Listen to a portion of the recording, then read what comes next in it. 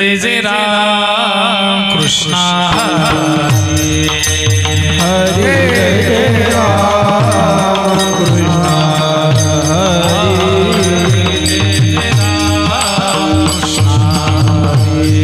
हरे जय राम कृष्ण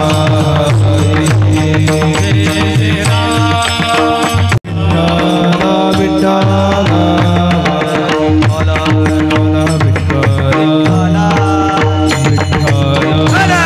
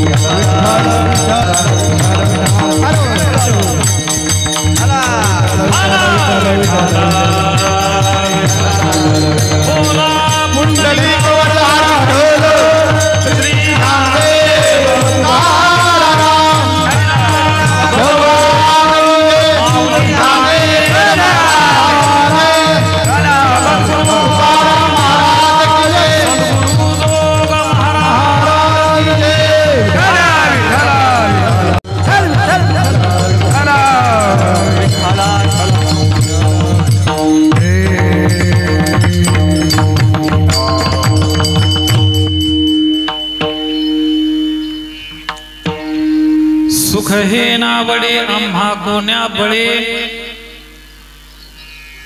सुख हे नावडे आम्हा कोण्या बळे, नेनसी आंधळे झालीसी तू, भुकतहान कैसी राहिली निश्चळ, खुंटलेच पळ मन ठाई, द्रव्य जीवाहुनी आवडे या जना, द्रव्य जीवाहुनी आवडे या जना, आम्हासी पाषाणाहुनी हेन, भुकतहान कैसी राहिली निश्चळ, खुंटलेच पळ मन ठाई, सोई रे सज्जन जन आणि वन, सोई रे सज्जन जन आणि वन, अवघे समान काय गुणे, भुकतहान कैसी राहिली निश्चळ, खुंटलेच पळ मन ठाई, तुका म्हणे आम्हा जवळीचा आहे, तुका म्हणे आम्हा जवळीच आहे, सुख दुःख साहे पांडुरंग, भुकतहान कैसी राहिली निश्चळ, खुंटलेच पळ मन ठाई, विठाला विठाला विठाला विठाला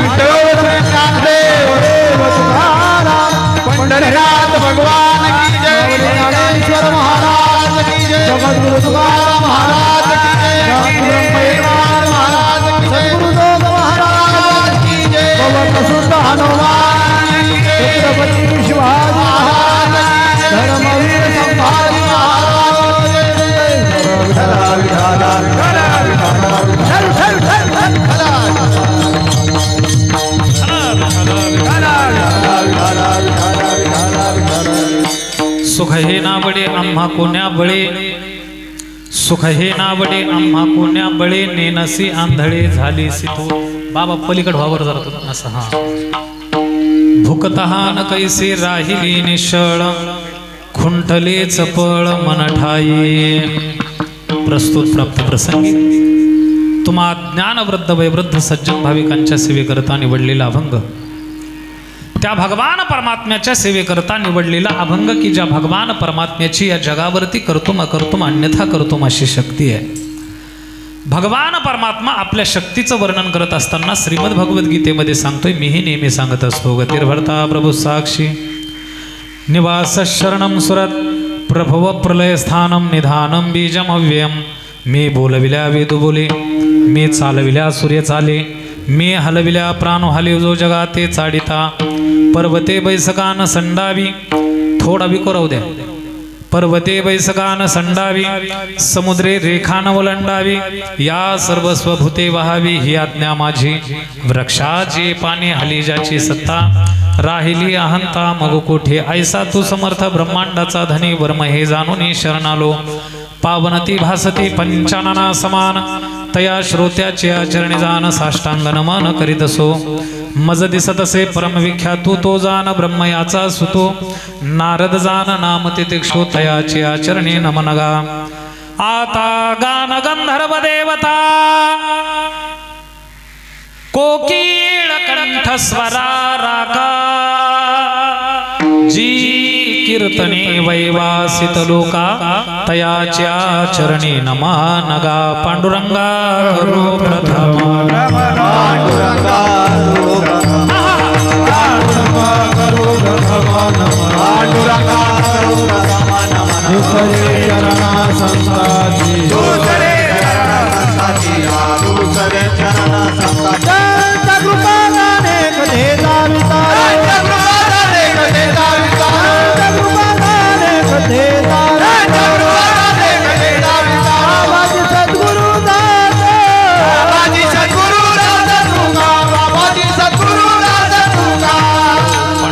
करू प्रथम मन दुसरे चरण संताचे त्यांच्या कृपादाने कथेचा विस्तारो बाबाजी सद्गुरु दास तुका ओम नमो ज्ञानेश्वरा करुणा करा दयाळा तुमचा अनुग्रह लादलो पावन झालो चराचरी सुरू आहे कधी पावन झालो चराचरी मंगलम भगवान विष्णु मंगलम गरुडध्वजा मंगलम पुंडरीकाक्ष मंगलाय तनो हरे समचरण सरोजं सान्द्रनीलाम्बुदाभं जगन निहित पाणि मंडनं मंडनानां तरुण तुलसीमाला कंदरं गण्यनेत्रं सदय धवलहासं विठ्ठलं चिन्तयामि यं ब्रह्मा वरुणे रुद्रमरुतस्तुन्वन्ति दिव्यस्तवैर् वेदहि साङ्गपदक्रमोपनिषदेर्गायं त्यं सामगा ध्यानावस्थितगतेन मनसा पश्यन्ति यं योगिनो यशान्तन विदुसुरासुरगणा देवाय तस्मै नमः। आये हनुमन्त विराजिए आये हनुमन्त विराजिए आये हनुमन्त विराजिए आये हनुमन्त विराजिए आये हनुमन्त विराजिए आये हनुमन्त विराजिए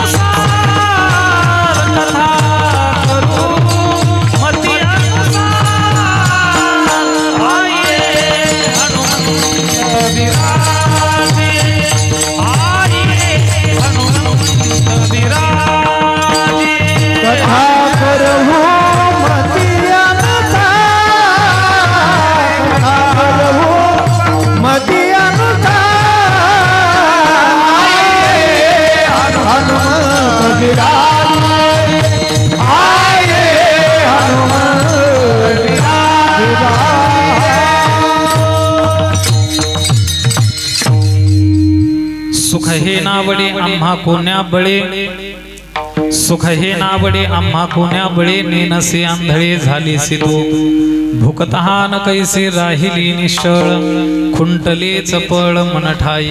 प्रस्तुत प्राप्त प्रसंगी कीर्तन रूपी सेवेकरता निवडलेला अभंग तुम्हा ज्ञान वृद्ध वैवृद्ध सज्जन भाविकांच्या सेवेकरता निवडलेला अभंग भगवान बजरंग बलीच्या सेवेकरता निवडलेला अभंग जगदवंद्य संत श्रेष्ठ गुरुनिष्ठ महान भगवत भक्त वैराग्याचे मूर्तिमंत पुतळे ज्ञानेश प्रिय पंचावतारी संत जगद्गुरु श्री संत तुकोबराय यांचा हा 5 चरणाचा अत्यंत महत्वाचा चिंतनीय आणि एक विलक्षण स्वरूपाचा अभंग या कीर्तन रूपी निरूपणा करता निवडला आहे। विठ्ठला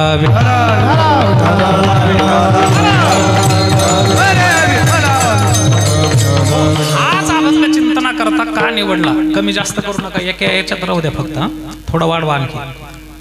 हाच अभंग चिंतना करता का निवडला याची मुख्यतः अनेक प्रकारची कारण मला आपल्या समोर मांडता येतील बरं काय का। हत्तीच्या मस्तकासारख्या विशाल वारकरी संप्रदायाकडे जर आपण पाहिलं तर वारकरी संप्रदाय म्हणजे अज्ञान्यांच्या झुंडीने एकत्रित आलेला संप्रदाय नाही बरं का। माझ्याकडे लक्ष द्या जगाच्या पाठीवरती अनेक प्रकारचे धर्म अस्तित्वात आहेत पंथ उपपंथ आणि संप्रदाय अस्तित्वात आहेत पण वारकरी संप्रदायासारखा पंथ नाही वारकरी संप्रदायासारखे संत नाहीत वारकरी संप्रदायासारखे ग्रंथ नाहीत आणि वारकरी संप्रदायासारखा आपल्या भोळ्या भक्तांवर प्रेम करणारा पांडुरंग परमात्मा नाम भगवंत देखील तुम्हाला इतर धर्मामध्ये बघायला भेटणार नाही बरं का। ऐका याच्या पुढे जाऊन सांगू का याच्या पुढे जाऊन सांगतो आहे का। अरे जगाच्या पाठीवरती जेवढे म्हणून काही धर्म अस्तित्वात आहेत पंथ उपपंथ आणि संप्रदाय अस्तित्वात आहेत ना ते कोणीतरी माणसाने निर्माण केलेले आहेत हो। इस्लाम धर्माची प्रतिष्ठापना मोहम्मद पैगंबरांनी केली क्षत्रिय कुल उत्पन्न सामान्य मानव होते। बौद्ध धर्माची प्रतिष्ठापना गौतम बुद्धांनी केली क्षत्रिय कुल उत्पन्न सामान्य मानव होते। जैन धर्माची प्रतिष्ठापना जरी दुसऱ्याने केली असेल पण ज्यांना 24वे तीर्थकर म्हणून आपण ओळखतो ते वर्धमान महावीर सुद्धा मानवच होते। मानवो पंथाची प्रतिष्ठापना चक्रधरांनी केली ते सुद्धा मानवच होते पण हत्तीच्या मस्तकासारख्या या विशाल वारकरी संप्रदायाची प्रतिष्ठापना कोणी आयऱ्या गायऱ्याने मानवाने केली नाही ती कोणी केली माझ्या माऊली ज्ञानोबरायांनी सांगितले। आदिनाथ गुरु सकळ सिद्धार्थ आदिनाथ गुरु सकळ सिद्धार्थ आदिनाथ गुरु सकळ सिद्धार्थ आदिनाथ गुरु सकळ सिद्धार्थ चित्रमयाचा मुख्य शिष्य चित्रमयाचा मुख्य शिष्य सिद्धांचा मच्छिंद्र तयाचा मुख्य शिष्य मच्छिंद्राने बोध गोरक्षासी केला गोरक्ष वळला गहिनी प्रती गहिनी प्रसादे निवृत्ती दातार आणि ज्ञानदेवा सार चोजविली। माझ्या माऊली ज्ञानोबरायांपर्यंत ती परंपरा येते सांगायचं तात्पर्य हा हत्तीच्या मस्तकासारखा वारकरी संप्रदाय स्वतः भगवान शिवांनी स्वतः भगवान भोले बाबांनी स्वतःच्या करकमलाने प्रतिष्ठापित केलेला आहे आणि म्हणून जगाच्या पाठीवरती ईश्वरनी संप्रदाय जर कुठला असेल तर तो आपला वारकरी संप्रदाय।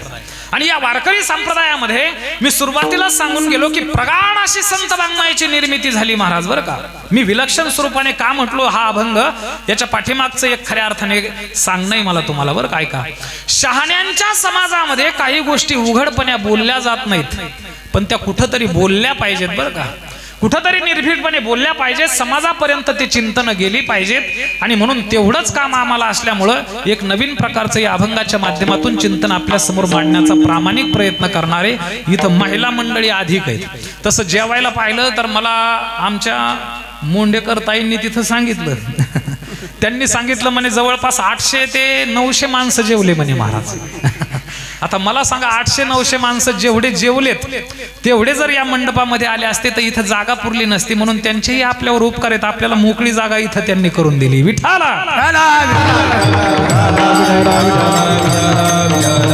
उपकारच म्हणावं लागतील ना त्यांचे, कारण त्यांना असं वाटत असेल की आपण तिथं गेल्याच्या नंतर गर्दी होईल।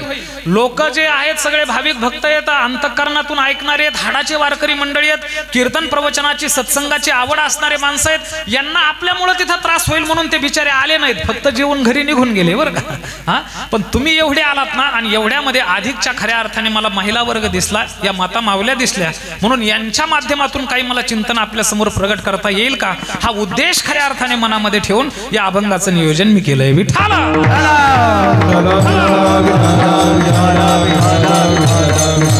या अभंगाच्या माध्यमातून जगद्गुरु श्री संत तुकोबरायांनी आपल्या धर्मपत्नीला उपदेश केलेला आहे बरं का।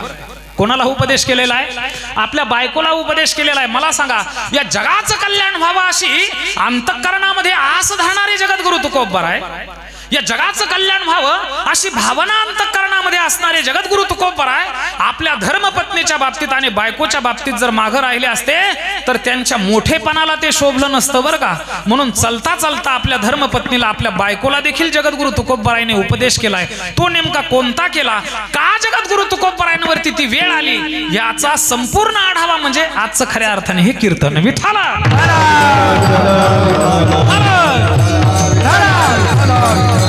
या कीर्तनाला सुरुवात करण्यापूर्वी अभंगाला हात घालण्यापूर्वी अल्पसा परिहार देणं अगत्याचं आहे। प्रतिवर्षाप्रमाणे याही वर्षी भव्य दिव्य स्वरूपामध्ये मला वाटतं 11वं वर्ष आहे आणि पहिल्या वर्षी ज्यावेळेस सुरुवातीलाच आमच्या अरुण भाऊने वगैरे या संपूर्ण सप्ताह कमिटी मंडळीने सप्ताह सुरू केलता, या स्वराजनगरमध्ये एवढा विकासही नव्हता त्या काळामध्ये, घरही मुबलक प्रमाणामध्ये नव्हते, पण त्या काळामध्ये ऐकणारे श्रोते जास्त होते बरं का। आज जरी संपूर्ण हे स्वराज्यनगर जे आहे ते संपूर्ण भरलेलं दिसत असेल तुम्हाला तरी आज मंडप आपला खाली आहे, हे मोठं दुर्भाग्य आहे। विठाला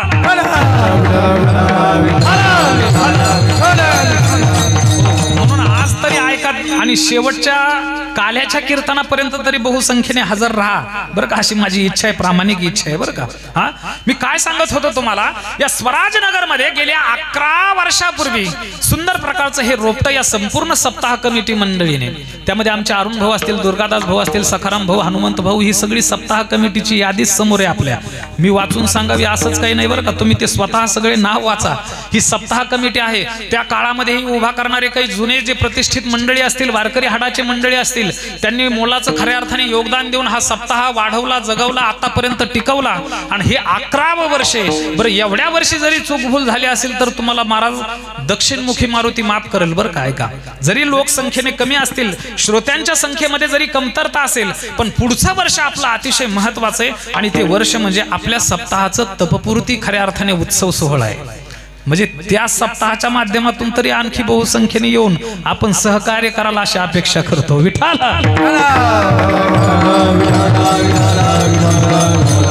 म्हणून गेल्या 11 वर्षापासून सुंदर प्रकारच्या या भगवान परमात्म्याच्या कृपेने, साधू संतांच्या आशीर्वादाने, दक्षिणमुखी हनुमंत बाबांच्या कृपेने सुंदर प्रकारचा आपला चालत असलेला हा अखंड हरिनाम सप्ताह, आणि या सप्ताहामध्ये माझ्याकडे जी आलेली कीर्तनाची सेवा आहे, माझ्यावर नितांत प्रेम करणारे, नेहमी माझ्या संपर्कामध्ये असणारे आमचे श्री हरिभक्तीपरायण अरुणजी भालेकर असतील, सप्ताह कमिटी मंडळीमधील काही संपूर्ण महत्वाची पदाधिकारी मंडळी संपूर्ण असतील, या सर्वांच्या माध्यमातून ही सेवा माझ्याकडे आली. जसा मला भगवान परमात्मा बुद्धी देईल तशी अगदी 1 तासभर सेवा आपल्या समोर ठेवण्याचा प्रामाणिक प्रयत्न करेल. आता वाजलेतच 10 बरं का, आता वाजलेतच 10, माझ्याकडे फक्त 1 तास शिल्लक राहिलेला आहे. हा 1 तास उरला खटवांग रायाशी, त्या खटवांग राजासारखी माझी गती झाली. 1 तास माझ्याकडे शिल्लक राहिलेला आहे. आणि मला अशी सवय लावून घेतलेली आहे महाराज बरं का पांचाळ बाबा, मला अशी सवय लावून घेतलेली आहे, मी कुठं जरी कीर्तनाला गेलो आणि माझं कीर्तन कितीला जरी सुरू झालं तर कीर्तन संपायची जी वेळ असते ना, त्या वेळेलाच मी जे हरिविठ्ठल केल्याशिवाय राहत नाही. तुम्ही म्हणाल महाराज एवढी कस काय सवय लावून घेतली? हा तुम्ही म्हणाल महाराज एवढी कस काय सवय लावली? त्याच्या पाठीमाग कारण आहे बरं का. ऐका, एका ठिकाणी मी असंच कीर्तनाला गेलो, तुमच्यासारखे चांगले, थोडेच पण चांगले ऐकणारे श्रोते समोर बसलेले होते. मृदंगाचार्य हे आमच्या विकास महाराजांसारखे, आदरणीय महाराजांसारखे, या संपूर्ण वारकऱ्यांसारखे अतिशय सुंदर प्रकारचे महाराज टाळकरी मंडळी साथ करण्याकरता होते. बघता बघता बोलण्याच्या ओघामध्ये मी 2 तास कीर्तन केलं, पण जागचं कोणी उठलं नाही, कारण सुरुवातीला धमकी दिलेली होती, आपण एवढे आहोत ना एवढे शेवटपर्यंत राहायचं. जर कोणी मला कीर्तनातून उठलेलं दिसल तर मी त्याला काय बोलल म्हणून माझा भरोसा नाही, अशी धमकी दिलेली होती बरं का सुरुवातीला. म्हणून कीर्तनातून कोणी उठत नव्हतं. काहींना कीर्तन चांगलं होत होतं म्हणून ते बिचारे ऐकत होते, काही त्या धमकीमुळे बसलेले होते. पण बघता बघता मी 3 तास कीर्तन केलं. शेवटच्या कडीला एक म्हातारे बाबा काठी घेऊन बसलेले होते. हळूच हातामध्ये काठी घेतली, भिंतीला आधार देऊन महाराज उठले, आणि उठल्याच्या नंतर असं महिला मंडळीच्या बाजूने आले. आता मला वाटलं एखाद्या वेळेस घराच्या लॉकची चावी म्हातारीने कीर्तनात आणली असेल, म्हातारीला शोधत असतील. इकडं तिकडं महिला मंडळीमध्ये बघायला लागले. मी दुर्लक्ष केलं. पुन्हा परत ते असं फिरत फिरत माणसाच्या बाजूने आले, माणसामध्ये बघायला लागले. माझं सारखं लक्ष त्यांच्याकडे चाललं. मला कीर्तनामध्ये विक्षेप व्हायला लागला. मी न राहून त्यांना म्हटलं, बाबा अहो मी मगापासून पाहतोय हो तुम्हाला, तुम्ही सारखं इकडून तिकडं लोकांमध्ये बघता, नेमकं काय बघता? ते म्हणे तुझं कीर्तन चालू दे रे, तुला ज्याने तारीख दिली का मी त्याला पाहतोय. विठ्ठला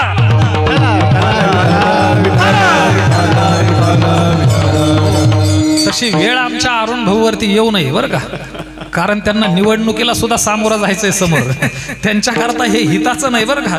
म्हणून मी बरोबर कीर्तन संपवायची जी आपली वेळ आहे ना, त्या वेळेला 11 ते पावणे 11 पर्यंत संपूर्ण या कीर्तनाला खऱ्या अर्थाने आपल्या समोर मांडण्याचा प्रामाणिक प्रयत्न करेल. मी तुर्त अभंगाकडे वळतोय. ऐका, या अभंगाच्या माध्यमातून जगद्गुरु श्री संत तुकोबरायांनी महाराज सुंदर प्रकारच्या आपल्या धर्मपत्नीला उपदेश केलेला आहे बरं का.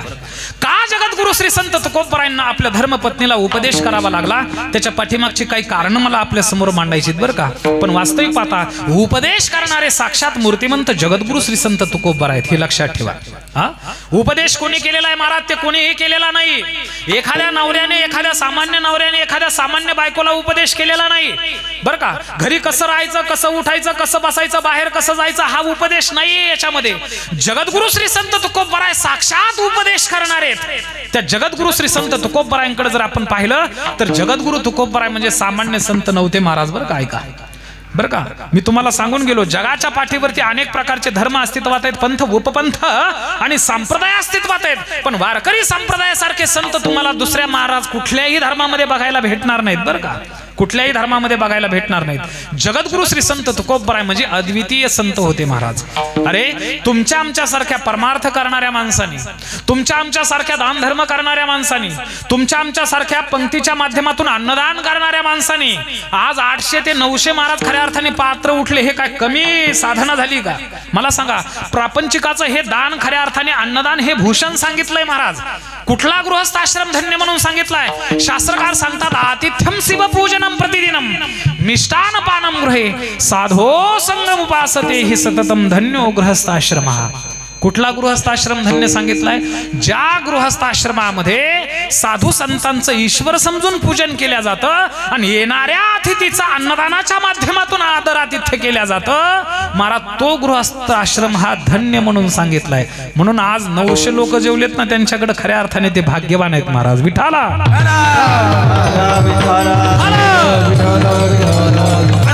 हेच सप्ताहाचा आपल्या प्रॉफिट आहे महाराज. अनेक प्रकारचे दान शास्त्रकारांनी सांगितलेत बरं का. ताम्रदान सांगितलंय, सुवर्णदान सांगितलंय, काय बरं का ऐका, गोदान सांगितलंय, भूदान सांगितलंय, वस्त्रदान सांगितलंय, नाना प्रकारचे दान शास्त्रांनी सांगितलेत. पण सर्वांमध्ये श्रेष्ठ जर सर्वोत्कृष्ट दान कुठलं असेल तर ते अन्नदान म्हणून सांगितलंय बरं का. म्हणून प्रापंचिकाच्या घरी 10-5 पात्र वर्षातून उठायलाच पाहिजे महाराज. ते अन्नदान जर आपण केलं नाही तर आपल्या प्रपंचामध्ये कधी सुख समाधान आपल्याला पाहायला भेटणार नाही. तेवढं काम आपल्याकडून अन्नदानाचं व्हायला पाहिजे. मग तुम्ही म्हणाल महाराज आम्ही अन्नदान नाही केलं तर कायच फरक पडणार मला. काय फरक पडेल सांगू का तुम्हाला.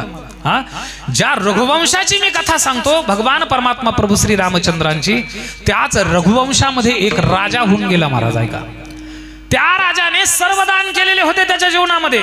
सुवर्णदान, ताम्रदान, गोदान, भूदान सगळे दान केलेले होते. पण एकही महाराज सत्पात्री अन्नदानामध्ये त्याच्याकडून खर्ची गेलेला नव्हता. इतर दानामुळं त्याला स्वर्ग लोकाची प्राप्ती झाली. आणि स्वर्गामध्ये गेल्याच्या नंतर अनेक प्रकारच्या अप्सरा होत्या महाराज. तिलोत्तमा, रंभा, उर्वशी यासारख्या अप्सरा सुद्धा होत्या. अनेक प्रकारचे भोग तिथं भोगण्याकरता त्याला होते, कारण इतर दान केलेलं होतं महाराज त्याने. ऐका, पण त्याच्या जीवनामध्ये एकही सत्पात्री अन्नदानामध्ये एकही शीत खर्ची गेला नव्हता. म्हणून भूक जर त्याला लागली तर तिथं खायला काही भेटत नसायचं. तो अमृताच्या कुंभाजवळ गेला की देवता त्याला हाकलून लावायची. महाराज त्या देवतांची तक्रार घेऊन तो इंद्रदेवाकडे गेला आणि इंद्राला म्हणायला लागला, इंद्रा अरे एवढे सगळे दान धर्म करून पुण्यकर्म करून मी स्वर्गलोकाची प्राप्ती केली, मला भूक लागल्याच्या नंतर हे खायला देत नाहीत. अमृताचे घडेचे घडे भरलेले आहेत म्हणे इथं आणि मला खायला काही देत नाहीत. इंद्राने सांगितलं, बाबा रे, अरे तू अनेक प्रकारचं जरी दान केलं असेल पण अन्नदानामध्ये एकही शीत तुझ्याकडून सत्पात्री अन्नदानामध्ये खर्ची गेला नाही, म्हणून तुला इथं खायला सुद्धा भेटणार नाही. तो म्हणायला लागला, जर मला इथं खायला भेटलं नाही भूक लागली तर मी काय करायचं. काही नाही म्हणे, तू मेल्याच्या नंतर तुझं प्रेत ज्या कबरीमध्ये ज्या खड्ड्यामध्ये पुरलेलं आहे ना त्या खड्ड्याच्या जवळ जा आणि तिथून त्या खड्ड्यामधून ते तुझं प्रेत बाहेर काढ आणि तुझ्या प्रेताचे, तुझ्या शरीराच्या त्या मेलेल्या शरीराचे तुकडे काढून त्याच्यावरती तू तुझा उदरनिर्वाह भागव, तुझी भूक भागव. जर प्रापंचिकाने त्याच्या जीवनामध्ये अन्नदान नाही केलं तर त्याच्या जीवनामध्ये महाराज हे खऱ्या अर्थानं परिणाम होऊ शकतो. विठाला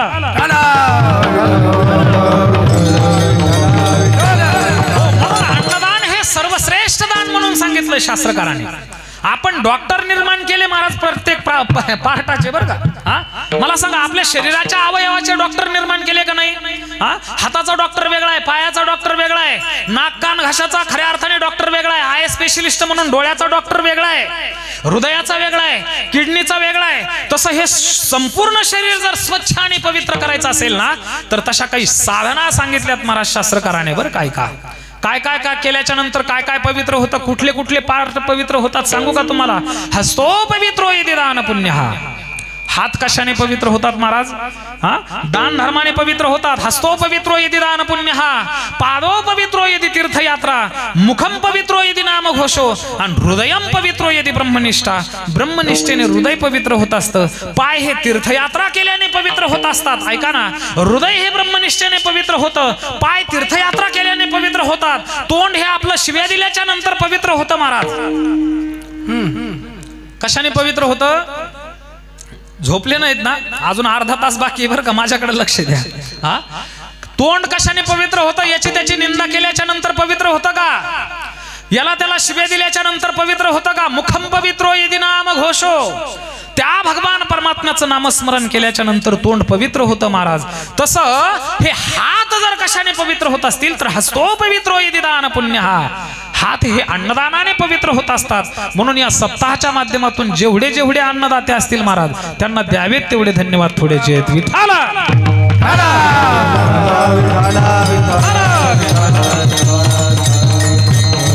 मी काय सांगत होतो, अरे अन्नदानाच्या माध्यमातून परमार्थ करणारी मंडळी इथं उपस्थित आहेत. कीर्तनाच्या माध्यमातून विठोबा रुक्माई भजन करणारी माणसं इथं उपस्थित आहेत. या टाळाच्या माध्यमातून महाराज अखंड वारकरी संप्रदायाची सेवा करायची खऱ्या अर्थानं सद्भाग्य ज्यांना प्राप्त झालंय ती पायिक मंडळी इथे उपस्थित आहेत. अरे कीर्तनाच्या माध्यमातून आम्ही सुद्धा कमर बांधून जगद्गुरु तुकोबरायच्या नावाने ओरडतो, यामध्ये मोठं नवल नाही बरं. काय का तुम्ही कीर्तनाच्या माध्यमातून इथं आलात, तुम्ही सुद्धा जगद्गुरु तुकोबरायचं नामस्मरण कीर्तनाच्या माध्यमातून करता, घरी करता, त्यांचं नाव घेता, त्यांचं मोठेपण गाता, यामध्ये मला खरंच मोठेपण वाटत नाही. ऐका ना, अरे कट्टर वैऱ्याने सुद्धा जगद्गुरु श्री संत तुकोबरायचं नाव घ्यावं, यामध्ये माझ्या जगद्गुरु श्री संत तुकोबरायचं मोठेपण आहे. विठ्ठल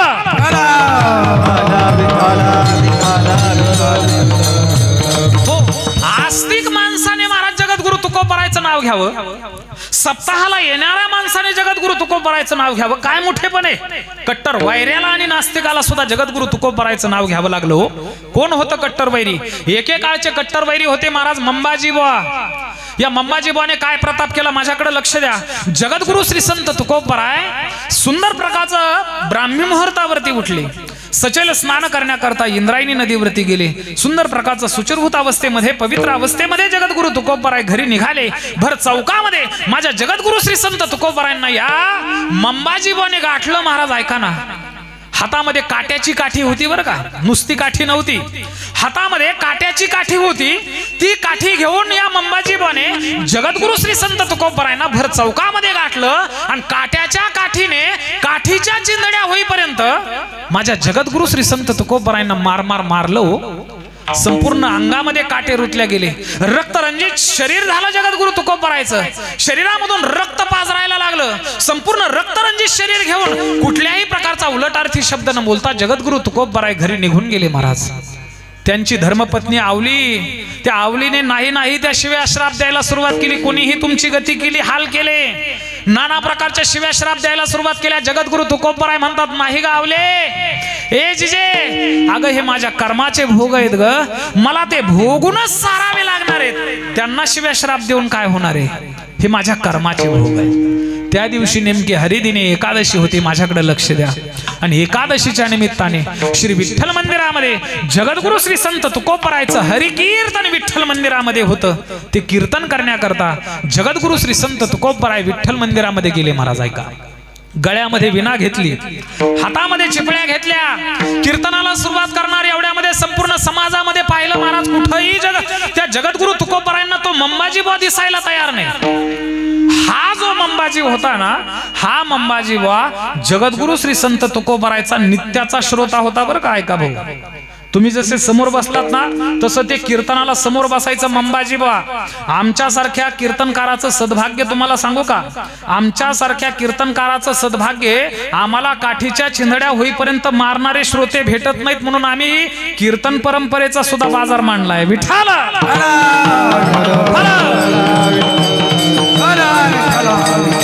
कीर्तन साधना ही सर्वसामान्य साधना नाही. महाराज ऐका, तुम्हाला सांगू का, अखिल भारतीय वारकरी संप्रदाय महाराष्ट्र खालशाच्या सर्वात तरुण महंतपदी ज्यावेळेस प्रयागराज तीर्थावरती माझी नियुक्ती झाली महंत म्हणून, त्यावेळेस संपूर्ण साधू संतांच्या मी त्या सर्व साधना खऱ्या अर्थाने आत्मसात केल्या, अनुभवल्या, अभ्यासल्या. जारण मारण उच्चाटन करणे कवटाल यज्ञ यागादिक कर्म, जपतप अनुष्ठानादिक कर्म, हे सगळे जवळून पाहिले. पण या नारदाच्या गादीची शपथ घेऊन तुम्हाला सांगू का, ऐका ना, या जगाच्या पाठीवरती जेवढे म्हणून धर्म अस्तित्वात आहेत, पंथ उपपंथ आणि संप्रदाय अस्तित्वात आहेत ना, आणि त्या संपूर्ण संप्रदायाच्या पंथाच्या धर्माच्या साधना आहेत ना, त्या सर्व साधनामध्ये सर्वोत्कृष्ट साधना जर कुठली असेल तर ती ही कीर्तन साधना आहे. महाराज विठ्ठल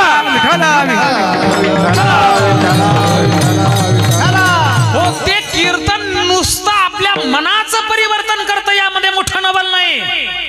ऐका ना, मनाचं परिवर्तन कीर्तन, यामध्ये मोठं नवल नाही. कीर्तन अरे शरीराचं सुद्धा परिवर्तन करण्याचं सामर्थ्य एका कीर्तनामध्ये बरं का. कीर्तन चांग, कीर्तन चांग आणि हो अंग हरी रूप. अरे मनाचं परिवर्तन कीर्तन करेल. मला सांगा ना, घरचं काही आठवतंय का हो आता? हा, एक तासभर तुम्ही समोर बसलेला, ज्यांना आठवत असेल महाराज त्याच्यासारखे दुर्भाग्य दुसरे नाहीत. विठाला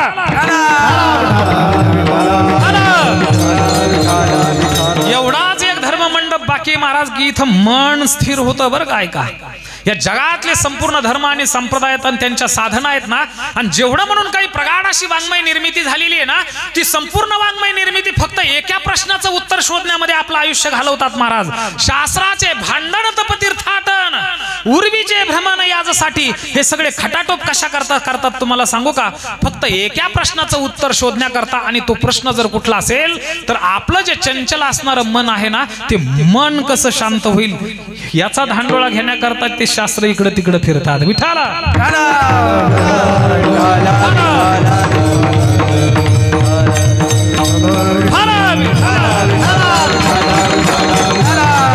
म्हणजे एवढं चंचल असणारा, चंचल ही मनो कृष्ण प्रमाथिने बलवद्रुरम, चंचल ही बरं का, हे स्वतः चंचल असणारं मन एकमेव एका धर्म मंडपामध्ये स्थिर होतं. आणि तो धर्म मंडप जर कुठला असेल तर ते हे खऱ्या अर्थाने कीर्तनाचं व्यासपीठ आहे बरं का. हे कीर्तनाचं व्यासपीठ आहे. म्हणून चित्त एकाग्र करून जर कीर्तनाच्या श्रवणाकडे जर तुम्ही लक्ष दिलं, कीर्तनाच्या प्रत्येक शब्दाकडे जर लक्ष दिलं, तर बघा ना, ध्यानी ध्याता पंढरी राया, अरे मनाचं परिवर्तन होईल पण मनासहित पालटे काया.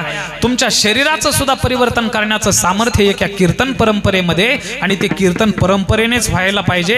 आणि ते जर कीर्तन त्या पद्धतीने जर असेल तर जेने अंतरी बरं का, जेने करुणी मूर्ती अंतरी ठसावे श्री हरीची, आणि ऐसी कीर्तन मर्यादा आहे संतांच्या घरची. ही कीर्तनाची मर्यादा आहे महाराज बरं का. म्हणून आम्ही काही जरी बोललो तरी त्या मंबाजी सारखे आम्हाला श्रोते भेटत नाहीत, म्हणून आमचा बाजार चाललाय बरं का. हा मंबाजी बा जगद्गुरु तुकोबरायचा नित्याचा श्रोता होता. तुकोबराय कीर्तनाला कुठं जरी गेले तर समोर बसलेला असायचा. आणि त्याच मंबाजी बाने माझ्या जगद्गुरु श्री संत तुकोबरायांना मार मारलो. जगद्गुरु तुकोबरायांना कीर्तनामध्ये तो मंबाजी दिसायला तयार नाही. विना खाली ठेवला, चिपळ्या खाली ठेवल्या.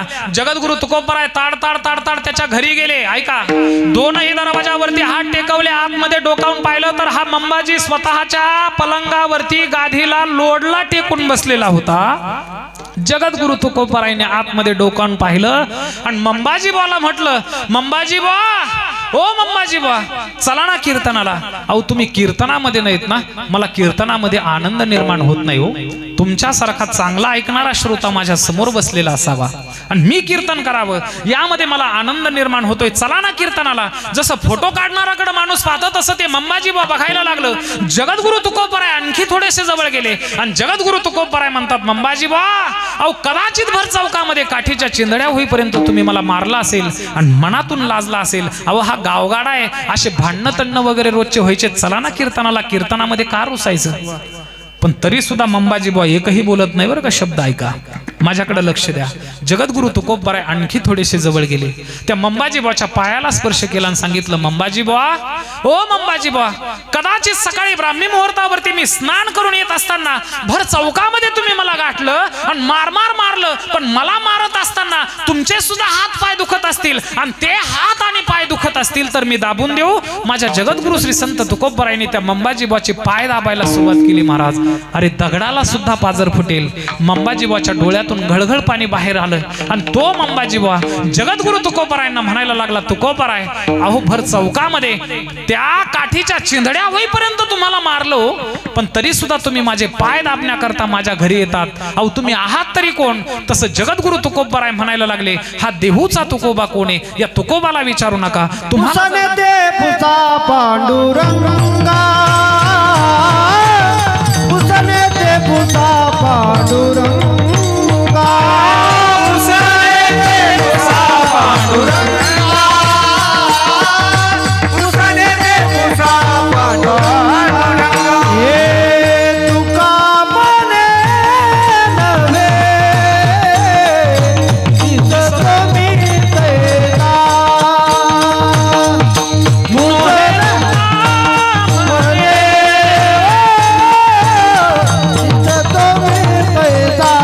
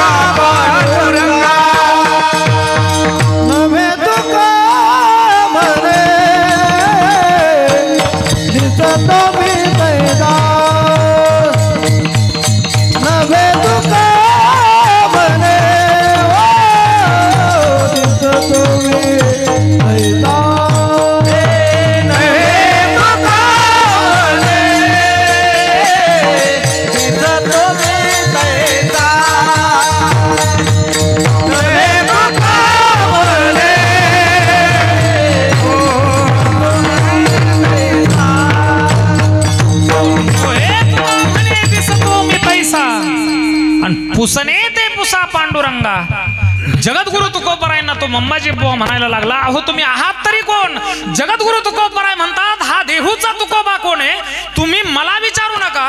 तुम्हाला जर देहूचा तुकोबा कळून घ्यायचा असेल ना, तर जा, माझा बाप पंढरीश पांडुरंग परमात्मा त्या पंढरपुरामध्ये विटेवरती उभा आहे, त्याला जाऊन विचारा देहूचा तुकोबा कोण आहे. अरे जगद्गुरु तुकोबराय म्हणजे सामान्य संत नव्हते. ऐका ना, जगद्गुरु तुकोबराय स्वतः बोलतात, अरे माझ्या समवयस्क असणाऱ्या या मंडळीला माझा अधिकार कळणार नाही, पण ज्या वेळेस मी माझ्या या इहलोकाची यात्रा संपूर्ण निजधाम गतीला नाम वैकुंठाला जाईल ना, त्यावेळेस मी या लोकांना म्हणायला लावील, भाग्या मी तुका देखीला, धन्य म्हणवी नाही हे लोकी लोका.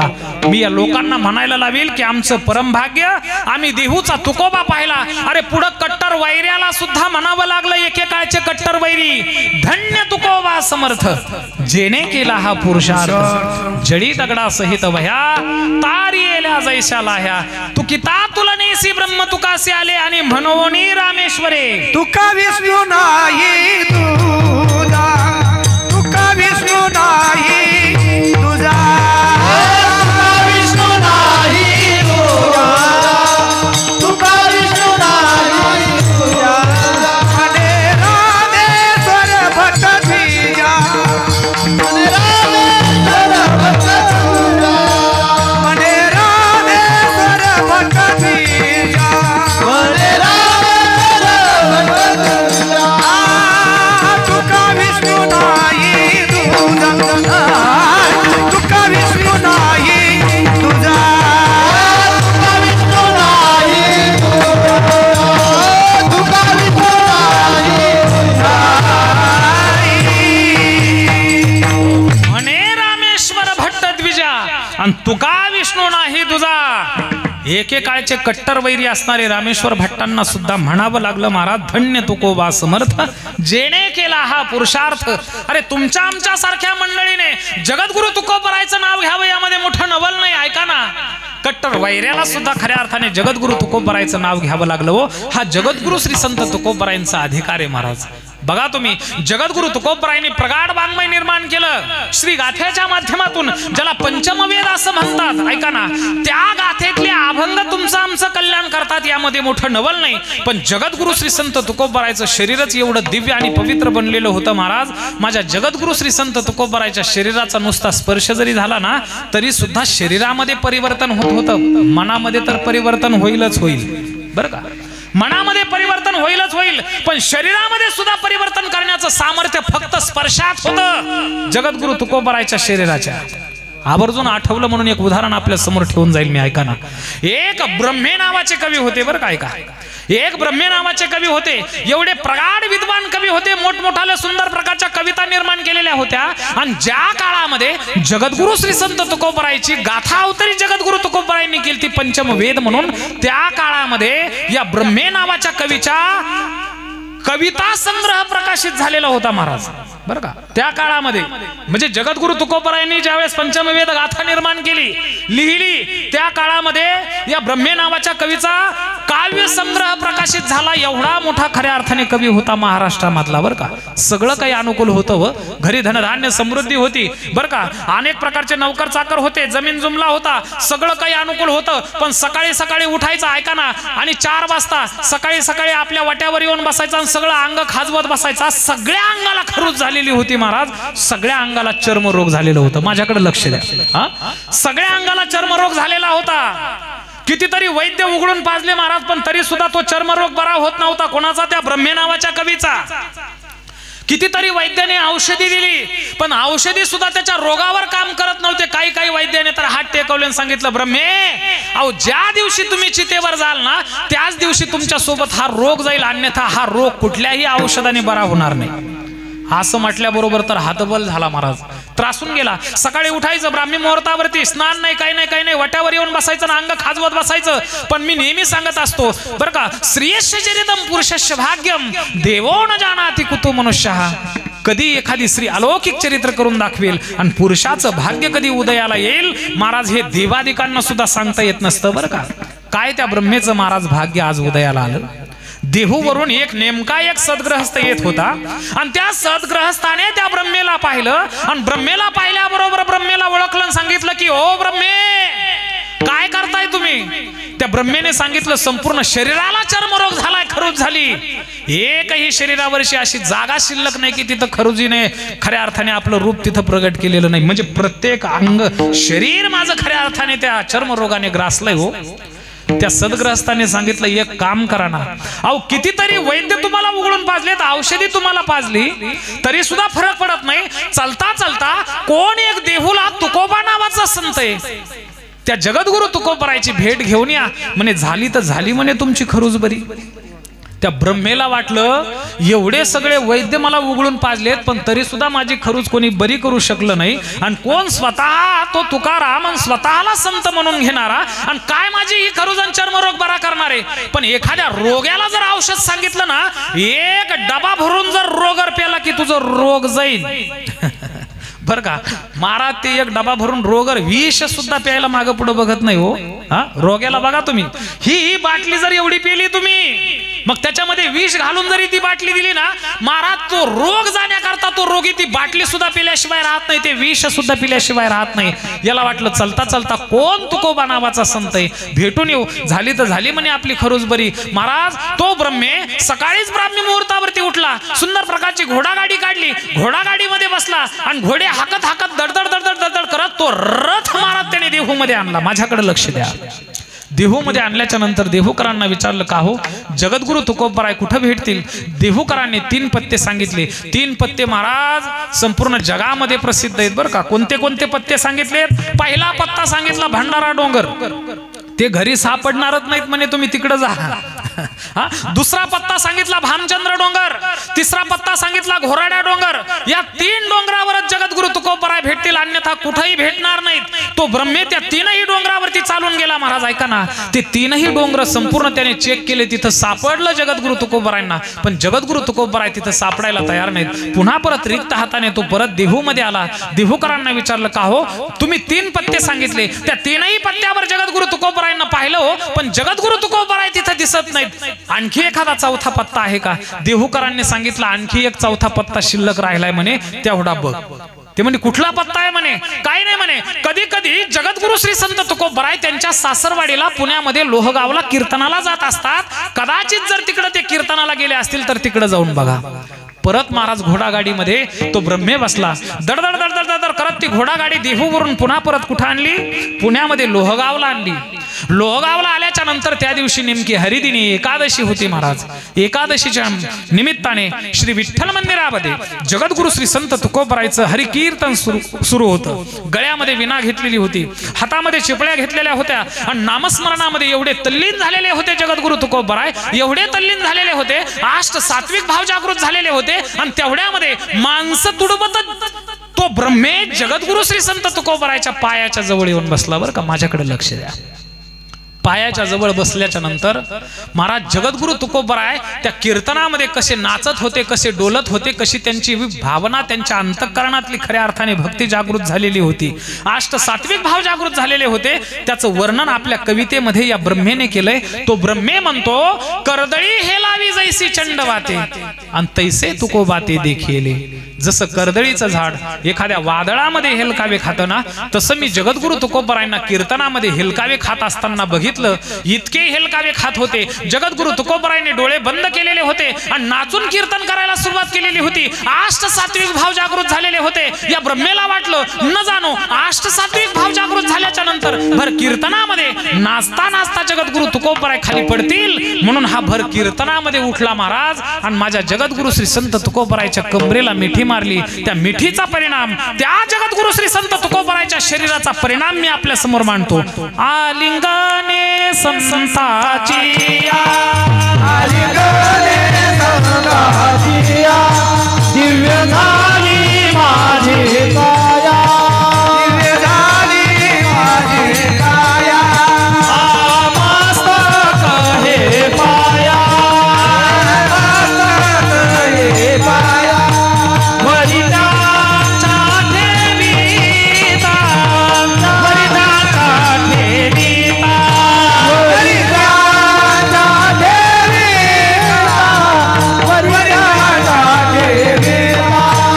आलिंगने संताची दिव्य झाली माझी काया,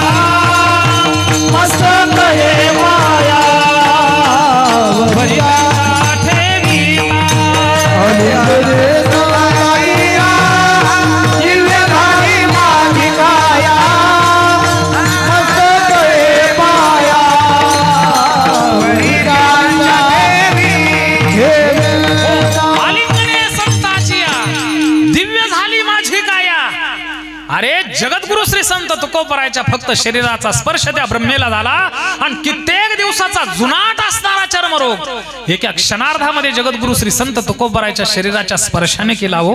हा जगद्गुरु श्री संत तुकोबरायांचा अधिकार आहे. जनसामान्य करता या दीन जनांकरता माझ्या जगद्गुरु श्री संत तुकोबरायांनी असंख्य अवतार धारण केलेत. एका अवतारापुरता परमार्थ नाही जगद्गुरु तुकोबरायचा आणि तुमचं आमचं कल्याण करण्याचं एका अवतारापुरतं मर्यादित नाही. माझ्या जगद्गुरु श्री संत तुकोबरायांनी तुमच्या आमच्या करता जगत कल्याणाकरता आणि सृष्टी समष्टी करता आपले 5 अवतार खर्ची घातलेत महाराज.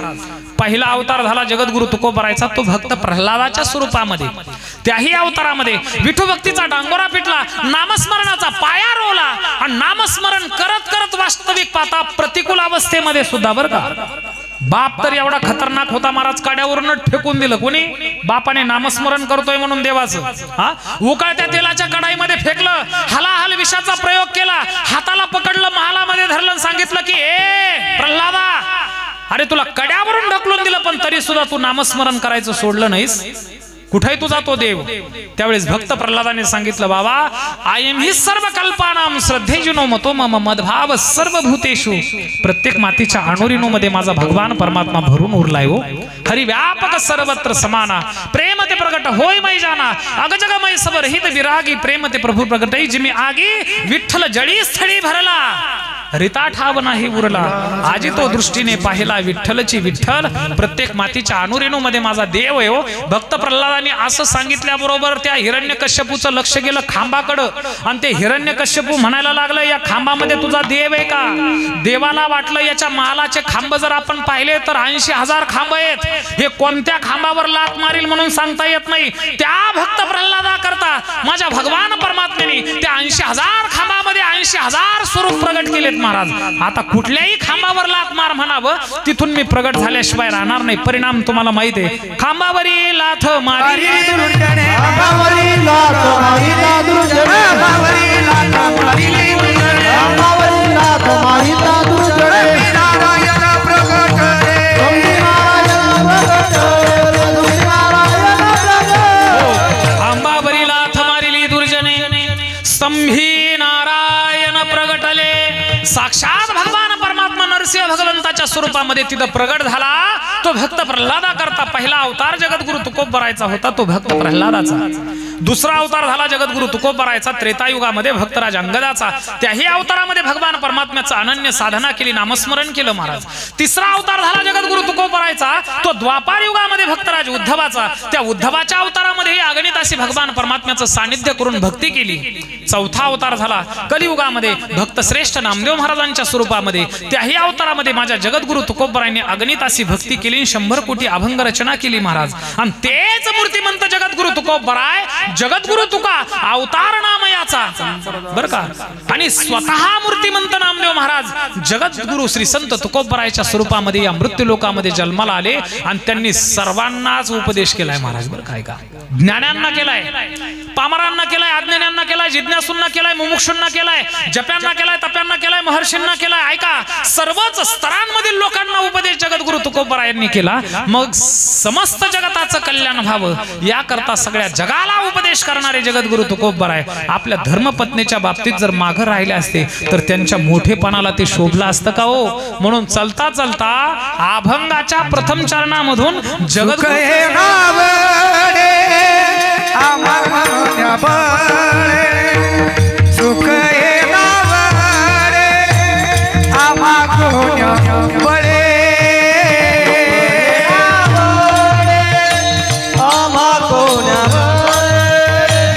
सुख हे नावडे आम्हा कोण्या बळे, सुख हे नावडे आम्हा कोण्या बळे, सुख हे नावडे आम्हा कोण्या बळे,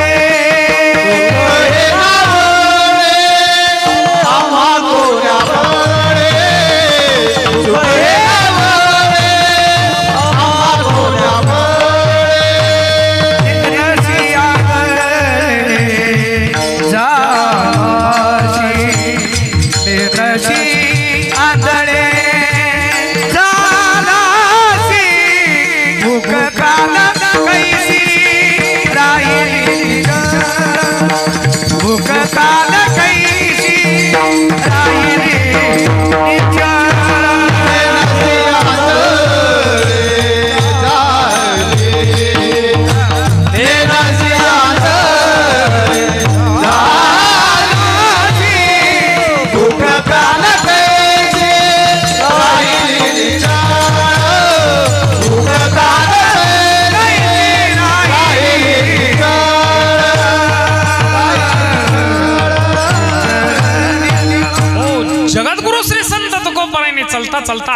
बायकोला धर्मपत्नीला देखील उपदेश केलाय महाराज.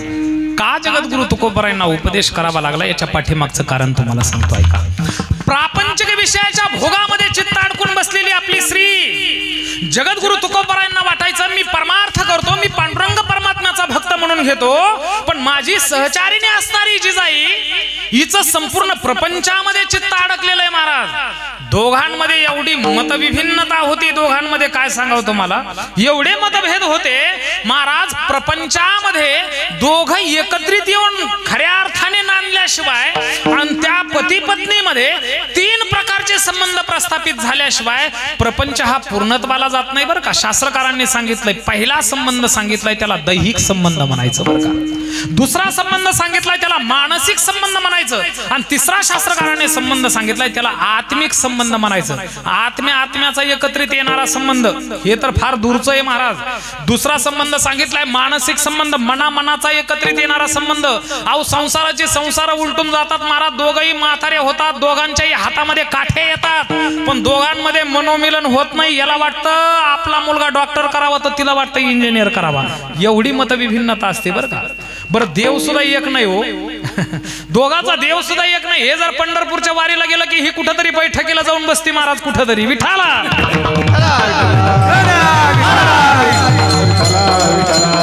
एवढी मतविभिन्नता आहे. तिसरा जो पहिला संबंध जो सांगितलाय दैहिक संबंध बर का, तो दैहिक संबंध प्रत्येक स्त्री पती पत्नीमध्ये, स्त्रियांमध्ये, पुरुषांमध्ये निर्माण होतो महाराज. पण दुसरा जो संबंध आहे तो अतिशय महत्वाचा आहे, त्याला मानसिक संबंध म्हणायचं, मनोमिलन म्हणायचं. महाराज तुमच्या आमच्या नशिबी जाऊ द्या, पण जगद्गुरु श्री संत तुकोबरायच्या नशिबी सुद्धा तेच होतं हो, तेच होतं.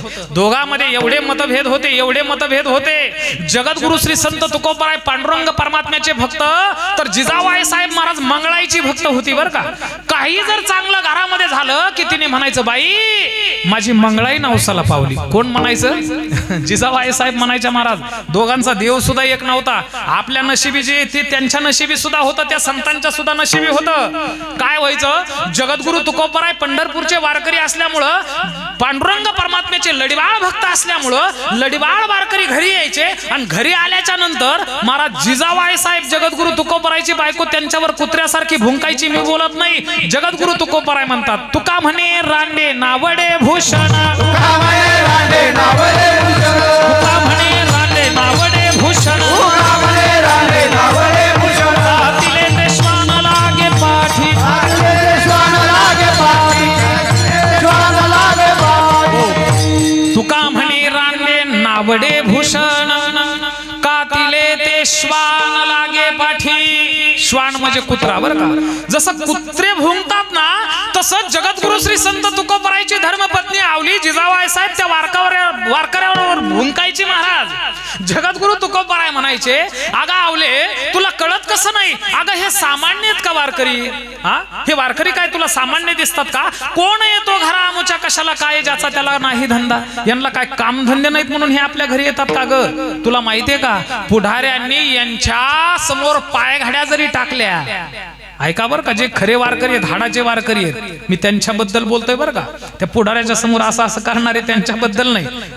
ऐका मी कोणाबद्दल बोलतोय. अरे या पुढाऱ्यांनी यांच्या समोर पायघड्या जरी टाकल्या तरी सुद्धा त्यांच्या घरी न जाणारे हे वारकरी माने पाचारिता नो हे आराणोक, आणि तैसी येती लोक प्रीतीसाठी. अगं माझ्या प्रेमामुळं आणि मी पांडुरंग परमात्म्याचा भक्त म्हणून घेतो ना ग, म्हणून हे लढीवाळा वारकरी आपल्या घरी येतात. आणि माझं हे मोठेपण तुला शोभत नाही, आणि तू त्यांच्यावर कुत्र्यासारखी भुंकतेस. तुला जर जे सायासच करायचे जर असतील ना, तर तू एक काम कर, देव पहा वया करी वो सायास, देव पहा वया करी वो सायास, देव पहा वया करी वो सायास, देव पहा वया करी वो सायास, न धरी हे आसना शिवंत, न धरी हे आसना शिवंत, न धरी हे आसना शिवंत, देव पहा वया करी वो सायास, न धरी हे आसना शिवंत. प्रापंचिक विषयाच्या भोगामध्ये चित्त अडकून बसलेल्या आपल्या स्त्रीला बाहेर काढण्याकरता जगद्गुरु तुकोबरायने आपल्या धर्मपत्नीला उपदेश केलाय. हो हे पहिलं कारण बरं का.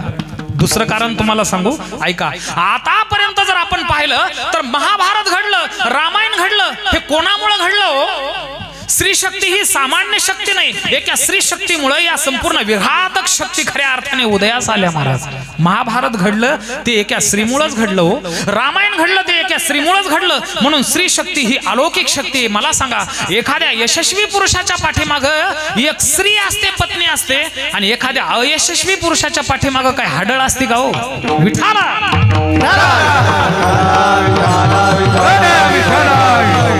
एखाद्या अयशस्वी पुरुषाच्या पाठीमाग सुद्धा एक धर्मपत्नी स्त्रीच असते की नसते? यशस्वी पुरुषाच्या पाठीमाग एक स्त्री असते आपण म्हणतो, पण अयशस्वी बर्बाद झालेला जर एखादा असेल तर त्याच्या पाठीमाग काय हाडळ असते का हो? हाडळ नसती. त्याच्या पाठीमाग सुद्धा एक स्त्रीच असते महाराज. जेवढी बायको त्याचं वाटोळ करू शकते ना, तेवढी भावकी वाटोळ करू शकत नाही. विठाला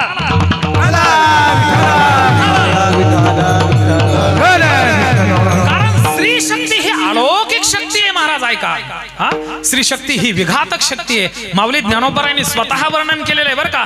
चित्त आराधी स्त्रियेचे आणि तेचे छंदे नाचे, माकड गारुड्याचे जैसे तैसे होय.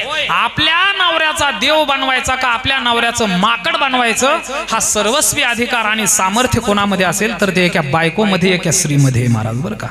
मान अपमान खऱ्या अर्थाने पुरुषाचं एका स्त्रीच्या अधीन आहे बरं का. मान सन्मान अधीन आहे, त्याचं आयुरारोग्य ऐश्वर्य हे सगळं स्त्रियांच्या अधीन आहे. मग मला सांगा, स्त्री शक्ती जर एवढी बलवत्तर आहे, एवढी मोठी आहे, तर मग ती स्त्री शक्ती, त्या स्त्री शक्तीमध्ये मत परिवर्तन व्हावं, त्याकरता जगद्गुरु श्री संत तुकोबरायांनी महाराज खऱ्या अर्थाने आपल्या धर्मपत्नीला उपदेश केलाय. मला सांगा, देव जर बनवायचा असेल ना, तर तुम्ही नवऱ्याचा देव सुद्धा बनवू शकता हो. स्त्रीचं शक्ती तुम्हाला सांगू का, स्त्रीचं सामर्थ्य तुम्हाला सांगू का. माझ्याकडे 15 मिनिट शिल्लक आहे, त्या 15 मिनिटांमध्ये तुम्हाला तुमचं सामर्थ्य सांगतो. विठाला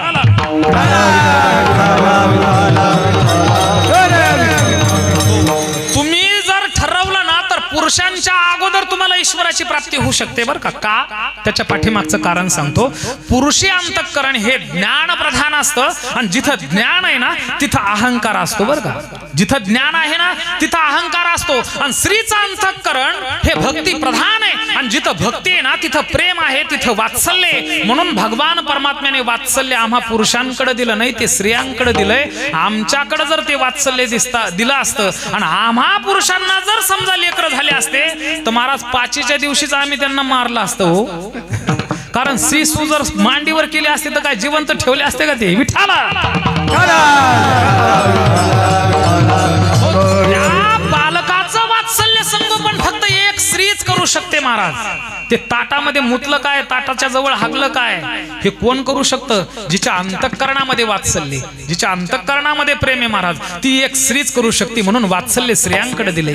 तुम्ही जर ठरवलं ना तर नवऱ्याचा देव सुद्धा करू शकता हो. बघा तुम्ही, रामायणाचे प्रकांड पंडित असणारे गोस्वामी तुलसीदासजी ज्यावेळेस स्त्रीवरती एवढे आसक्त झाले, नदीवरून महाराज तरुण रात्री 12 वाजता आले, दोरीचा आधार घेऊन वर गेले, आपल्या धर्मपत्नीच्या जवळ जाऊन उभे राहिले. त्या धर्मपत्नीने डोक्यावर मारून घेतलं, सांगितलं, नाथ अहो रात्री 12 वाजलेले, तुम्ही नदी पार करून इकडे आले कसे? कारण तुडुंब दुथडी भरून वाहणारी नदी आहे, पूर आलेला आहे नदीला, आणि पुन्हा इथपर्यंत आलात, पण खालून या दुसऱ्या मजल्यावर आले कसे?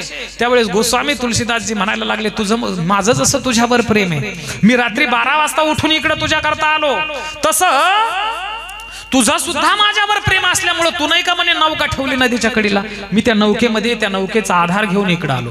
बरं वर कसे आला? तू नाही का म्हणे दोर सोडलेली म्हणे खाली, त्या दोरीला पकडून मी वर आलो. महाराज त्या धर्मपत्नीने गोस्वामी तुलसीदासांच्या खाली डोकावून पाहिलं तर ती दोर वगैरे कुठलीच नव्हती बरं का. ऐका, ती दोर नव्हती तर साक्षात भुजंग लोंबकळत होता महाराज, साप लोंबकळत होता, आणि त्या सापालाच दोर समजून वर आलेले होते. एवढे विषयांध झालेले होते गोस्वामी तुलसीदासजी बरं का. मी तर नौका ठेवली नव्हती, तुम्ही कुठं नौका ठेवली म्हणता हो? चला बरं मला दाखवा.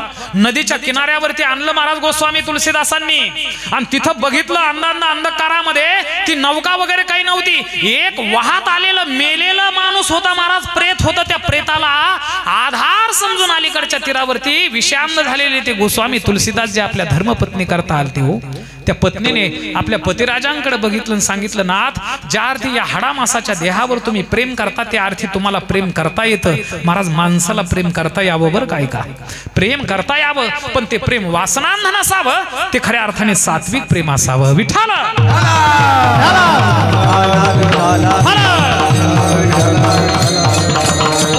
ज्या अर्थी तुम्हाला या हाडामासाच्या देहावर प्रेम करता तुम्हाला प्रेम करता येतं, पण एक काम करा ना, तेच प्रेम जर माझ्यावर करण्यापेक्षा जर त्या ईश्वरावर कराल तर ईश्वराची प्राप्ती होईल. अरे आपल्या बायकोलाच गुरु समजलं बरं काय, आपल्या बायकोलाच गुरु मानलं.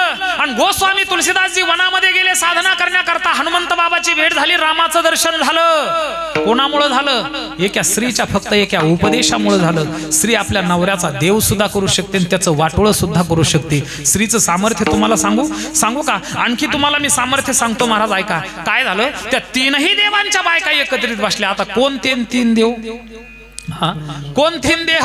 ब्रह्मा, विष्णू आणि महेश. बरं का? हा सुंदर प्रकारचा मास सुरू आहे आणि अगदी 4-5 दिवसाच्या अंतरावरती भगवान दत्तात्रयाचा अवतार आहे बरं का, म्हणून मी आपल्या समोर मांडतोय. तीनही देवांच्या बायका एकत्रित बसल्या आणि एकत्रित बसल्याच्या नंतर त्या तीनही बायका महाराज आपापसामध्ये चर्चा करायला लागल्या. आता मला सांगा, 3 बायका जर एकत्रित बसल्या, 3 स्त्रिया एकत्रित बसल्याच्या नंतर तिथं काय हनुमान चालीसाचा पाठ घेतील का होते? तिथं काय गीताचं पारायण सुरू करतील का ते? महाराज एक दुसरीने 7-12 सुरू केला याचा त्याचा. आणि बोलता बोलता म्हणायला लागल्या तीनही देवांच्या बायका. कोण कोण? साक्षात भगवान विष्णूची धर्मपत्नी असणारी कोण? लक्ष्मी आई साहेब. साक्षात भगवान शिवांची पत्नी असणारी पार्वती आई साहेब. साक्षात भगवान ब्रह्मदेवाची पत्नी असणारी सावित्री आई साहेब. एकत्रित बसल्यानं म्हणायला लागल्या, का ग म्हणे आपण किती भाग्यवान आहोत, आपण मूर्तिमंत 3 देवाच्या बायका आहोत. महाराज जो उत्पन्न करतो, जो या सृष्टीचा लय करतो आणि या संपूर्ण सृष्टीचं पालन पोषण करतो, अशा तीनही देवांच्या आपण बायका आहोत. आपल्यासारख्या महान पतिव्रता आहेत का म्हणे या जगामध्ये? आपापसामध्ये चर्चा करायला लागल्या आणि तेवढ्यामध्ये नारद तिथं आलं बरं काय का. नारद तिथं आलं आणि नारदाला विचारायला लागल्या, काही विचारायची गरज आहे का नाही? आहेच ना तीनही मूर्तिमंत देवांच्या पत्न्या, आहेच ना पतिव्रता, सर्व जगमान्यच आहेत ना. पण तरी सुद्धा नारदाला काही विचारायची गरज आहे का? नारदाला इकडे बोलून घेतलं, सांगितलं, नारदा अरे साक्षात बोंबलत फिरत राहतो म्हणे तू कुठं? मृत्यू लोकातून पाताळ लोकात, पाताळ लोकातून पुन्हा परत स्वर्ग लोकात. सांग म्हणे या तीनही लोकांमध्ये आमच्यासारख्या महान पतिव्रता आहेत का? नारदाने दिली काडी टाकून तिथं बरं का. नारद म्हणायला लागला, आई साहेब तुमच्यासारख्या महान पतिव्रता कुठं शोधून भेटणार आहेत? पण चलता चलता मृत्यू लोकामध्ये दंडकारण्याच्या क्षेत्रामध्ये मी जात असताना मला आत्री महामुनी दिसले. त्या आत्री महामुनीची धर्मपत्नी असणारी अनुसया, तिचं चांगलं नाव गाजतंय म्हणे मृत्यू लोकामध्ये बरं का. काडी टाकली गेलं निघून. कोण? नारद. आता तीनही देवांच्या बायका आपापसामध्ये बोलत असताना म्हणायला लागल्या, का ग म्हणे आपल्यापेक्षा महान पतिव्रता आहे का? तिचं पातिव्रत्य नष्ट केल्याशिवाय आपण राहायचं नाही. कारण आपल्यापेक्षा वरचढ माणसं काहींना सहन होत नाहीत महाराज बरं का, सहन होत नाहीत. एखाद्याचं जर चांगलं झालेलं दिसलं की याच्या पोटात गोळा आल्याशिवाय राहत नाही. शेजारच्याने एखादी कार आणली, एखादं ट्रॅक्टर जर आणलं तर महाराज याचा गोळा उठल्याशिवाय राहत नाही, पोट दुखल्याशिवाय राहत नाही बरं का. आपल्यापेक्षा वरचढ माणसं सहन होत नाहीत बरं का.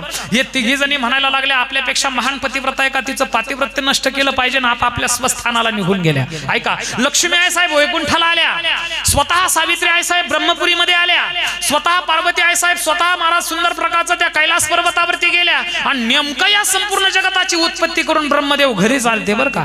दरवाजावरच हा अडवलं महाराज कोणी? या सावित्रीबाईने. सावित्री आई साहेब म्हणायला लागल्या, ब्रह्मदेवा ते तिकडं जायचं म्हणे, इकडं घरी यायचं नाही, भाकर नाही, तुकडा नाही, काही नाही, काही नाही. कोणती अनुसया नावाची पतिव्रता आहे, तिचं पातिव्रत्य हरण केल्याशिवाय घरी यायचं नाही, भाकर नाही, तुकडा नाही, जेवण नाही, भोजन नाही, पाणी नाही, काही नाही. ब्रह्मदेवाला महाराज तिथूनच हाकलून दिलं. ही तेव्हापासूनची प्रथा आहे बरं का. विठाला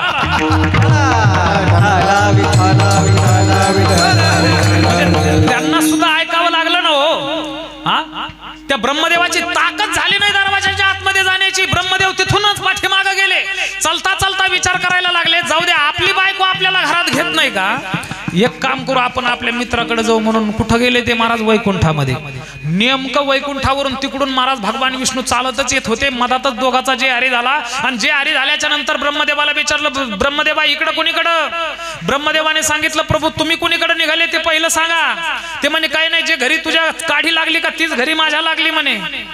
चल म्हणे आपण भगवान शिवजीकडे भोले बाबाकडे जाऊ कैलास पर्वतावरती. भोले बाबाला तर नेमकं एका भल्या मोठ्या दगडावर बसवलं होतं महाराज वाट्यावरच. कोणी? पार्वती आई साहेबांनी. पार्वती आई साहेब म्हणायला लागल्या, भोले बाबा कोणती पतिव्रता पतिव्रता अनुसूया तिचं पातिव्रत्य हरण केल्याशिवाय गत्यंतर नाही. तोपर्यंत तुम्हाला भाकर नाही, तुकडा नाही, पुन्हा आतमध्ये यायचं सुद्धा नाही. भल्या मोठ्या दगडावर महाराज नामस्मरण करत देवाची आठवण काढत तिथं बसले होते. हे दोघ जण तिथं गेले. जे हरी झाला ब्रह्मदेवाने आणि त्या विष्णू भगवान परमात्म्याने सांगितलं, प्रभू इकडं का बसले तुम्ही या दगडावर? तुमचं तर आसन तिकडं आहे. ते म्हणे, प्रभू जी तुमच्या घरी काडी लागली का तीच आमच्या घरी लागली म्हणे. आता कोणती अनुसूया तिचं पातिव्रत्य हरण केल्याशिवाय गत्यंतर नाही. चला म्हणे, काय ती भानगड बघू आपण. महाराज तीनही मूर्तिमंत देव मी तुम्हाला एका स्त्रीचं सामर्थ्य सांगतो बरं का, माझ्याकडे लक्ष द्या. हा, एका स्त्रीची शक्ती मी आपल्या समोर मांडतोय. मूर्तिमंत तीनही देव एकत्रित आले. दंडकारण्याच्या क्षेत्रामध्ये आकाश मार्गामधून अत्री आणि अनुसूयाचा आश्रम शोधायला लागले. तेवढ्यामध्ये लांबूनच अनुसूया मातेला पाहिलं आणि हिला कसं छळावं आणि हिचं पातिव्रत्य कसं नष्ट करावं म्हणून विचार करायला लागले. विचारांती त्यांनी निर्णय घेतला. सुंदर प्रकारचा साधू वेश परिधान केला. महाराज मी तुम्हाला एका स्त्रीचं सामर्थ्य सांगतो. महाराज ऐका ना, साधूचा वेश धारण केला. तीनही देव भिकारी बनले आणि झोळ्या आपल्या काखेमध्ये घेऊन त्या अनुसूया मातेच्या दरवाजामध्ये आले आणि माते भिक्षाम देही, माते भिक्षाम देही. मूर्तिमंत तीनही देव ब्रह्मा विष्णू आणि महेश या जगाचं सुंदर प्रकारची उत्पत्ती करणारा, प्रलय करून आणणारा, लय करणारा, पालन पोषण करणारा मूर्तिमंत तीनही देव भिकाऱ्याच्या वेशामध्ये, साधूच्या वेशामध्ये अनुसूया मातेच्या समोर भिक्षा मागायला लागले. अनुसूया मातेने कंदमुळ फळं आपल्या ताटामध्ये भरले. महाराज ऐका ना, आणि कंदमुळ फळं घेऊन अनुसूया माता झोळीमध्ये टाकणार. एवढ्यामध्ये तिघांनी सुद्धा झोळ्या बाजूला सारल्या आणि सांगितलं, अनुसूये आम्हाला अशी भिक्षा नकोय, आम्हाला नग्न भिक्षा हवी आहे. आणि नग्न भिक्षा हवी असं म्हटल्याबरोबर हातातलं जे ताट होतं ते धाड जमिनीवर पडलं. थरथर थरथर अंग कापायला लागलं. हाताच्या मुष्टी वळवल्या, घाबरली. काय करावं? हे अपमानिली अतिथीने ही सर्व सुखाची संपत्ती, हे अतिथी जर मी अपमानित करून माझ्या घरून हाकलून दिले तर माझ्या संसारातलं सुख घेऊन जातील. आणि यांना नग्न भोजन जर मी यांच्या समोर जाऊन दिलं तर माझं पातिव्रत्य नष्ट होईल. आता काय करावं? धर्म संकट आलेलं होतं. महाराज धावत पळत आपल्या पतिराजांकडे आली. अत्री महामुनींना घडलेला प्रकार सांगितला. अत्रीने ध्यानाच्या माध्यमातून पाहिलं आणि मोठमोठ्याने हसून सांगायला सुरुवात केली, अनुसूये अगं तू सामान्य नाहीस. तुझं पातिव्रत्य जे आहे ना, ती पातिव्रत्याची शक्ती ही अगाध आहे. अगं तुझ्या मूर्तिमंत पातिव्रत्याची परीक्षा घेण्याकरता तीनही देव भिकारी बनून तुझ्या दरवाजामध्ये आले. तुझं सामर्थ्य काय सामान्य? एक काम कर ना, या कमंडलूतलं पाणी घे आणि ते अभिमंत्रित करून तीनही देवांच्या अंगावर शिंपड. त्या तीनही देवांच्या अंगावर शिंपडल्याबरोबर ते असे लहान लहान 2-2, 3-3 महिन्याचे बाळ होतील. आणि मग तू त्यांच्या समोर नग्न जरी गेली तरी तुझं पातिव्रत्य अबाधित राहील, कारण त्यांच्या ठिकाणी काम विकार उत्पन्न झालेला नसल्यामुळं. महाराज त्या कमंडलूतलं पाणी हातामध्ये घेतलं. ऐका ना, अभिमंत्रित करून तीनही मूर्तिमंत देवांच्या अंगावर ते पाणी शिंपडलं. आणि पाणी शिंपडल्याबरोबर असे 2-2, 2.5, 3-3 महिन्याचे लेकरं झाले. महाराज ते कोण? ते तीनही देव. आता मोठाले व्हायचे मंत्रच विसरले ना. 1 महिना झालं, 2 महिने झाले, 3 महिने झाले. महाराज वर तिघी जणी पुन्हा एकत्रित आल्याच्या नंतर म्हणू लागले, आपापसामध्ये बोलायला लागल्या, का ग म्हणे सावित्रीबाई आमचे हे तुमच्याकडे आले का? लक्ष्मी आई साहेबांनी विचारलं. लक्ष्मी आई साहेबाला सांगितलं सावित्रीबाईने, अहो आमच्याची यांचा पत्ता नाही तर तुमचे कशाला घरी येतील म्हणे. न जाणो त्या स्वराज्य नगरामध्ये सुंदर प्रकारचं सप्ताहाचं आयोजन केलेलं. या सप्ताह कमिटीने तिकडे तर सप्त्याला गेले नसतील, परत सप्त्याला जर गेले म्हणावं तर 7 दिवसाचा सप्ताह असतो. 1, 1.5, 2, 3 महिने झालेत म्हणे, अजून आपले नवरे आले नाहीत घरी. काय मिळे? तेवढ्यात नारद आला. नारदाला थांबवून सांगितलं, नारदा अरे काडी टाकली निघून गेला बाबा म्हणे, आमचे नवरे कुठे आहेत? नारद म्हणायला लागलं, मला काय विचारता म्हणे, कुठं पाठवले होते? ते म्हणे त्या अनुसूयेचं पातिव्रत्य हरण करण्याकरता. ते म्हणे मला काय विचारता, तिकडे जाऊन बघा ना. मी तुम्हाला एका स्त्रीचं सामर्थ्य सांगतो. महाराज माझ्याकडे लक्ष द्या. एका स्त्रीच्या पातिव्रत्याची खऱ्या अर्थाने शक्ती आणि सामर्थ्य आपल्या समोर मांडतोय. मूर्तिमंत 3 देव भिकारी बनून त्या अनुसूयेच्या दारामध्ये आले. यामध्ये मोठं नवल नाही. अरे मूर्तिमंत ती लक्ष्मी, ज्या लक्ष्मी करता आपण हिची टोपी त्याच्या डोक्यावर, त्याची टोपी त्याच्या डोक्यावर करतो, ती साक्षात भगवान विष्णूची पत्नी लक्ष्मी, भगवान शंकराची पत्नी पार्वती आई साहेब, भगवान ब्रह्मदेवाची पत्नी असणारी सावित्री आई साहेब, त्या मूर्तिमंत तीनही महाराज त्या देव्या त्या अनुसूया मातेच्या दरवाजामध्ये आल्या. दरवाजामध्ये आल्याच्या नंतर अनुसूया मातेला विचारायला लागल्या, ओ अनुसूया माता आमचे पतिराज इकडे आलेत का?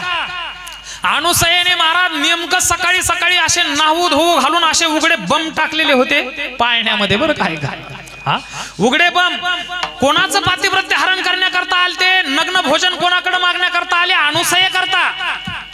अनुसयेकडं नग्न भोजन मागण्याकरता आले. म्हणजे अनुसयेला नग्न करण्याकरता आलेले देव स्वतःच नग्न उघडे बम होऊन पडलेले होते महाराज. कुठं? त्या पाळण्यामध्ये बरं का. आणि त्या पाळण्याच्या सांदीमधून यांनी आपले खटले आलेले पाहिले लांबूनच, त्या तीनही देवांनी बरं का. असे 2-2, 2.5 महिन्याचे टाकलेले होते.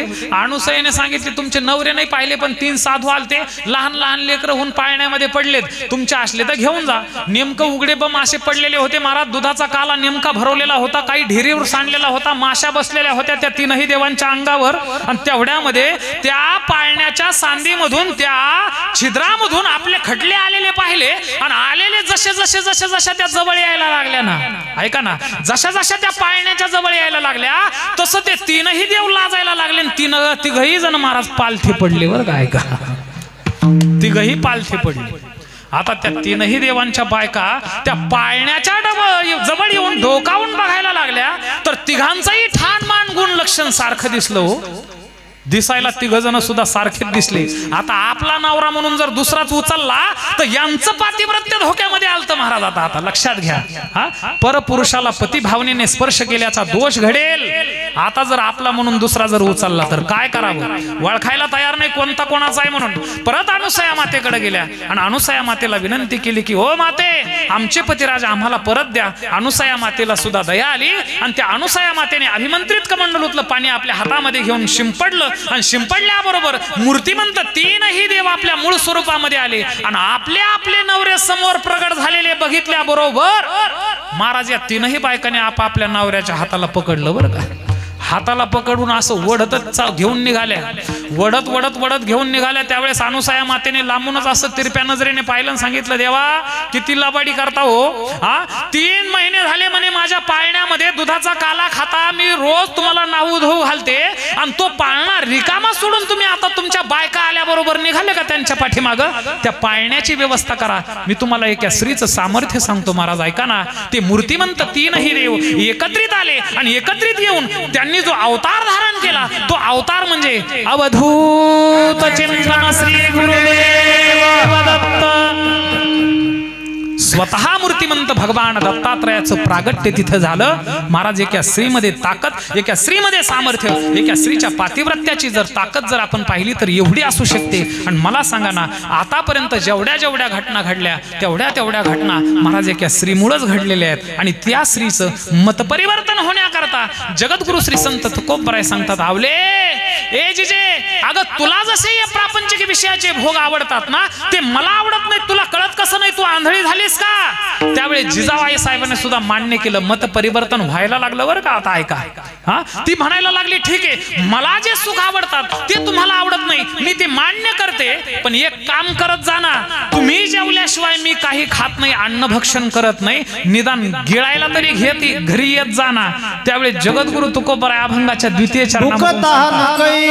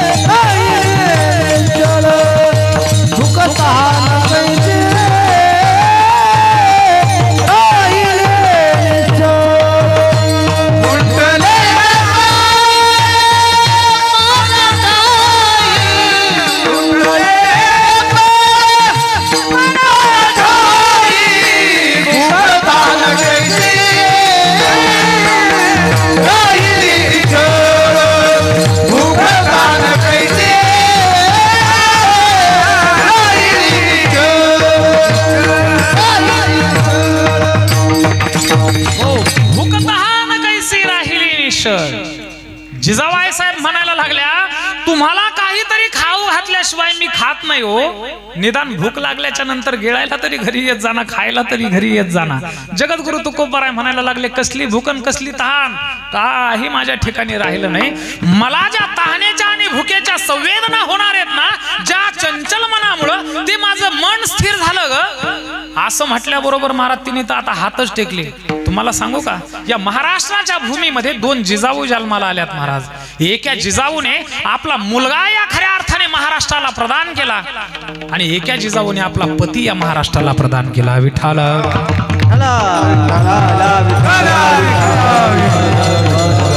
दोघींचाही त्याग खऱ्या अर्थाने मोठा आहे. जगद्गुरु श्री संत तुकोबारायांना पांडुरंग परमात्म्याचा साक्षात्कार नंतर आहे, पण जगद्गुरु श्री संत तुकोबारायची सेवा केल्यामुळं अरे माझ्या जिजाबाई साहेबाचा काटा काढण्याकरता सुद्धा, त्या पायातला काटा काढण्याकरता पांडुरंग परमात्मा अगोदर आला.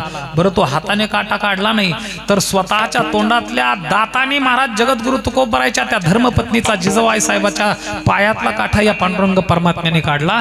खऱ्या अर्थाने हा अधिकार जिजाबाई साहेबाचा आहे, म्हणून त्यांचं मतपरिवर्तन होणं आवश्यक होतं. जगद्गुरु तुकोबाराय म्हणतात, ऐका ना जिजे, मला तहान काय भूक काय काहीही कळायला तयार नाही, कारण माझं चंचल असणारं मन स्थिर झालं ग. त्यावेळी जिजाबाई साहेबांनी सांगितलं, ठीक आहे, मला जे सुख आवडतात ते तुम्हाला आवडत नाही, ते मी मान्य करते. बरं तुम्हाला भूक काय तहान काय हे कळत नाही, तेही मी मान्य करते. पण लोक आपल्या प्रपंचातली झालेली ही दानादीन पाहून, ही बर्बादी पाहून, बरं का, या दुष्काळामध्ये संपूर्ण द्रव्य तुम्ही वाटून दिलं या लोकांमध्ये, आणि म्हणून संपूर्ण आपल्या या संसाराची राख रांगोळी झालेली पाहून हे लोक आपल्याला काही आणून देतात. निदान त्या सोन्या नाण्याचा, त्या पैशा अडक्याचा स्वीकार तरी करत जा. जगद्गुरु तुकोबाराय म्हणायला लागले, नाही ग जिजे, अभंगाच्या तृतीय चरणामध्ये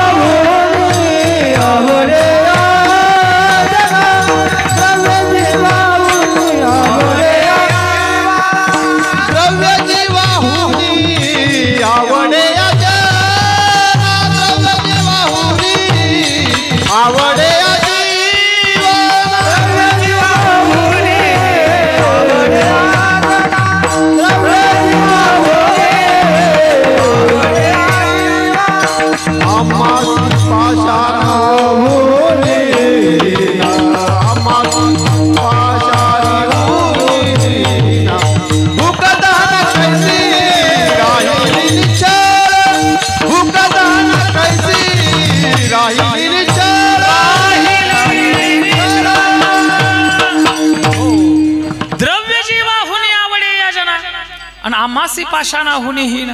जिजाबाई साहेब म्हणायला लागले, हे लोक देतात ते निदान घरी तरी द्रव्य घेऊन येत जाणार. जगद्गुरु तुकोबाराय म्हणतात, नाही ग जिजे, तुला माहितीये का, अगं जे द्रव्य आपल्याला दानामध्ये हे लोक देतात ना, त्या द्रव्यामध्ये त्यांचं चित्त अडकलेलं असतं. आणि एखाद्या द्रव्यामध्ये जर लोकांचं चित्त अडकलेलं असेल आणि ते द्रव्य जर आपण आपल्या प्रपंचामध्ये खर्च केलं तर आपला प्रपंच सुद्धा सुखकर होणार नाही जिजे. बरं त्या द्रव्याच्या जर समजा सुंदर प्रकारचं जर समजा त्या द्रव्याकडे पाहिलं तर माझ्या दृष्टीने त्या द्रव्याचं मोल काय आहे? सोने रुपया म्हा मृतिके समान आणि माणिक पाषाण खडे जायचे. मला ते खड्यासारखे आहेत म्हणे ते माणिक आणि पाषाण, ते काही आपल्या डोक्याच्या बाहेरचा विषय. जगद्गुरु तुकोबाराय म्हणतात बरं का, महाराज जिजाबाई साहेबांनंतर हात टेकले आणि जिजाबाई साहेब म्हणायला लागल्या, ठीक आहे, मला जे सुख आवडतात ते तुम्हाला आवडत नाही, तुम्हाला भूक काय तहान काय हे कळत नाही, लोकांनी दिलेलं द्रव्य तुम्ही त्याला माती मोल खड्या मातीसारखं तुम्ही समजता, तेही मी मान्य करते. पण निदान घरी जर सोयरे धायरे आले तर निदान घरी जेवायला त्यांच्या सोबत थांबत जाणार. जगद्गुरु तुकोबाराय म्हणायला लागले, कोण सोयरे कोण धायरे? सोयरे सजन जन आणि मना, सोयरे सजन जन आणि मना, सोयरे सजन जन आणि मना, सोयरे सजन जन आणि मना, सोयरे सजन जन आणि मना, सोयरे सजन जन आणि मना, सोयरे सजन जन आणि मना, सोयरे सजन जन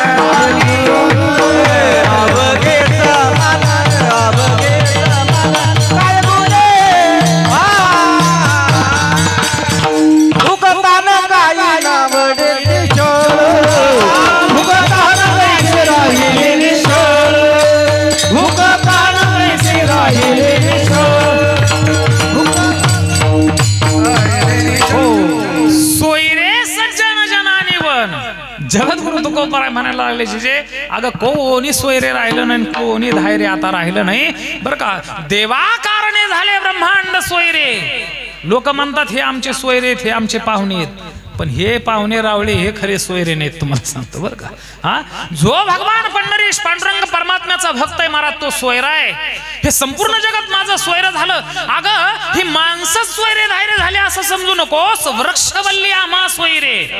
वृक्ष सुद्धा आम्हाला खऱ्या अर्थाने सोयरे झालेत. कुठल्याही प्रकारचं देह तादात्म्य माझ्या ठिकाणी शिल्लक राहिलं नाही ग जिजे. तुला सुद्धा मी सांगतो जिजे आता पुन्हा परत माझ्यासोबत वाद करू नकोस. तुला सांगू का आपल्या प्रपंचामध्ये आणि परमार्थामध्ये सुखदुःखा करता सायभूत असणारा तो पंढरीश पांडुरंग परमात्मा तो लांब नाही ग अगदी आपल्या जवळ अभंगाच्या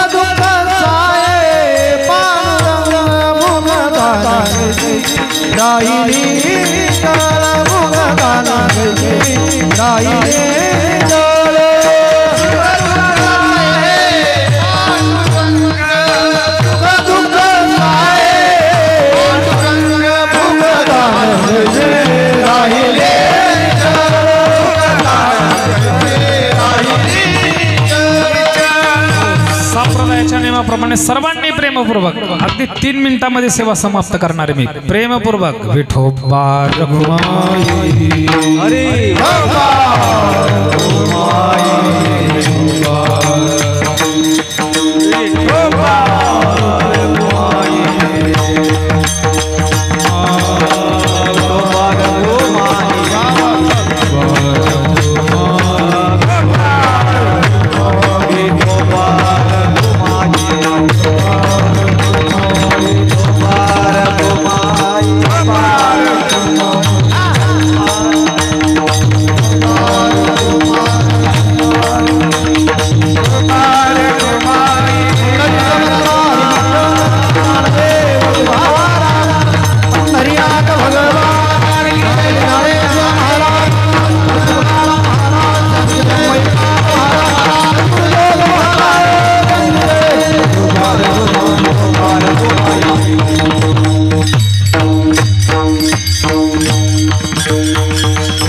तुका म्हणे आम्हा जवळीच आहे.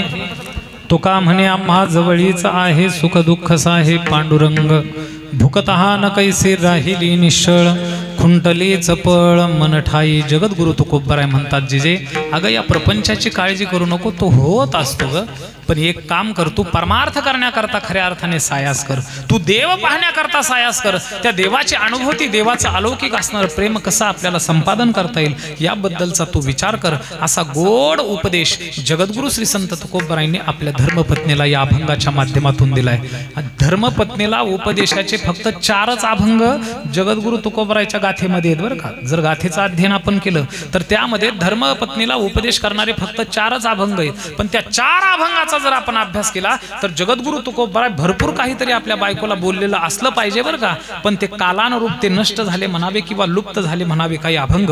असा गोड उपदेश जगद्गुरु तुकोबारायांनी तुमच्या आमच्या करता सुद्धा अतिशय महत्त्वाचा असणारा उपदेश जगद्गुरु तुकोबारायांनी आपल्या धर्मपत्नीला केलाय. तो उपदेश का केला कशा करता केला आणि नेमका कोणता केला या संपूर्ण गोष्टीचा आढावा अगदी अल्पवेळेमध्ये मी आपल्या समोर घेतलेत. माझ्याकडून 1 मिनिट जास्त अधिकचा झालाय 11 वाजून बरं का. हा पण चिंता करू नका. जाता जाता एवढंच सांगेल जगद्गुरु श्री संत तुकोबारायांनी जे मतपरिवर्तन आपल्या धर्मपत्नीचं केलं ते मतपरिवर्तन खऱ्या अर्थाने या सप्ताहाच्या माध्यमातून आपल्या तुमच्या आमच्या अंतःकरणामध्ये निर्माण व्हावं.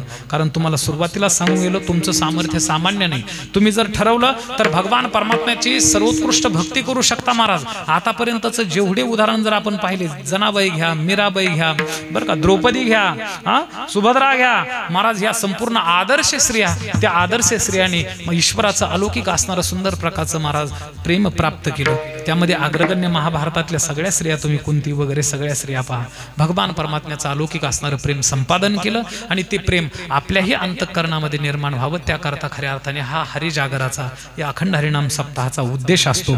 आणि म्हणून बहुसंख्येने उद्यापासून तरी तुम्ही याल अशी अपेक्षा खऱ्या अर्थाने मी करतो. कारण जेवायला भरपूर आणि कीर्तनाला कमी असं म्हणून जमणार नाही. कारण इथं काय, ज्याची खावी भाकरी त्याची करावी चाकरी, त्याच्या नावाने आपण खातो ना, मग आपण चाकरी सुद्धा त्याची केली पाहिजे. सेवेच्या माध्यमातून इथं उपस्थित राहिलं पाहिजे. इथलं काही जरी असेल महाराज, चटाया जरी असतील तर चटाई उचलण्याचं काम म्हणा, झाडण्याचं काम म्हणा, हे आपलं खऱ्या अर्थाने धर्ममंडप आहे. एवढंच एक व्यासपीठ खऱ्या अर्थाने हिंदू धर्मामध्ये आजही जिवंत व्यासपीठ म्हणून ओळखलं जातं. इथं संपूर्ण हिंदूंनी एकत्रित आलं पाहिजे. सुंदर प्रकारचं परंपरेने सुंदर प्रकारची पांडुरंग परमात्म्याची माऊली ज्ञानोबराय, जगद्गुरु तुकोबराय, शांती ब्रह्म एकनाथ महाराज आदी करून सर्व संतांना शरण जाऊन महाराज हे भक्ती साम्राज्य तुमच्या आमच्या अंतःकरणामध्ये ते फुलवलं पाहिजे, तेवत ठेवलं पाहिजे आणि पुन्हा परत मुलांमध्ये सुद्धा ते पोहोचवलं पाहिजे पुढे. नाही तर तुम्ही गेल्याच्या नंतर आमचे कोण कीर्तन ऐकणार आहे? त्याकरता नवी पिढी निर्माण व्हायला पाहिजे. म्हणून त्यांच्यावरती हे संस्कार करण्याचं खऱ्या अर्थानं आपण ते काम केलं पाहिजे. एवढीच एक अपेक्षा आपल्या चरणी मी ठेवतो. आपल्या या सुंदर प्रकारच्या स्वराज्य नगरमध्ये गेली 11 वर्षापासून हा सुंदर प्रकारचा अखंड हरिनाम सप्ताहाच्या माध्यमातून हरिजागर आपण करताय.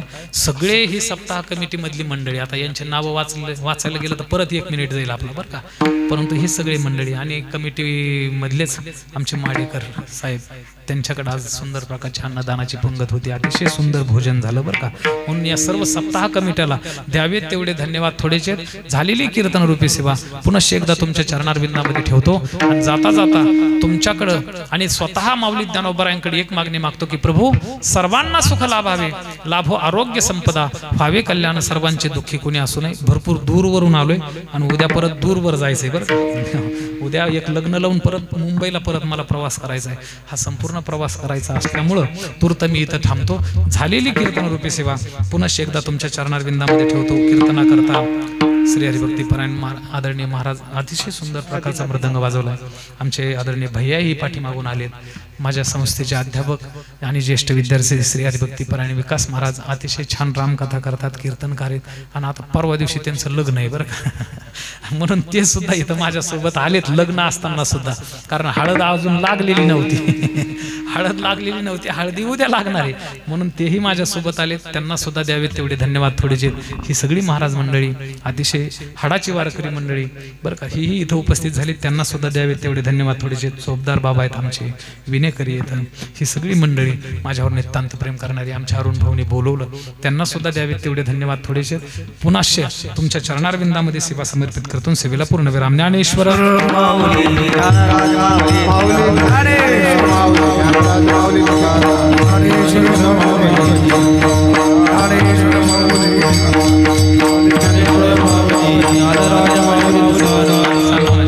विठ्ठल जय जय विठ्ठल, विठ्ठल जय जय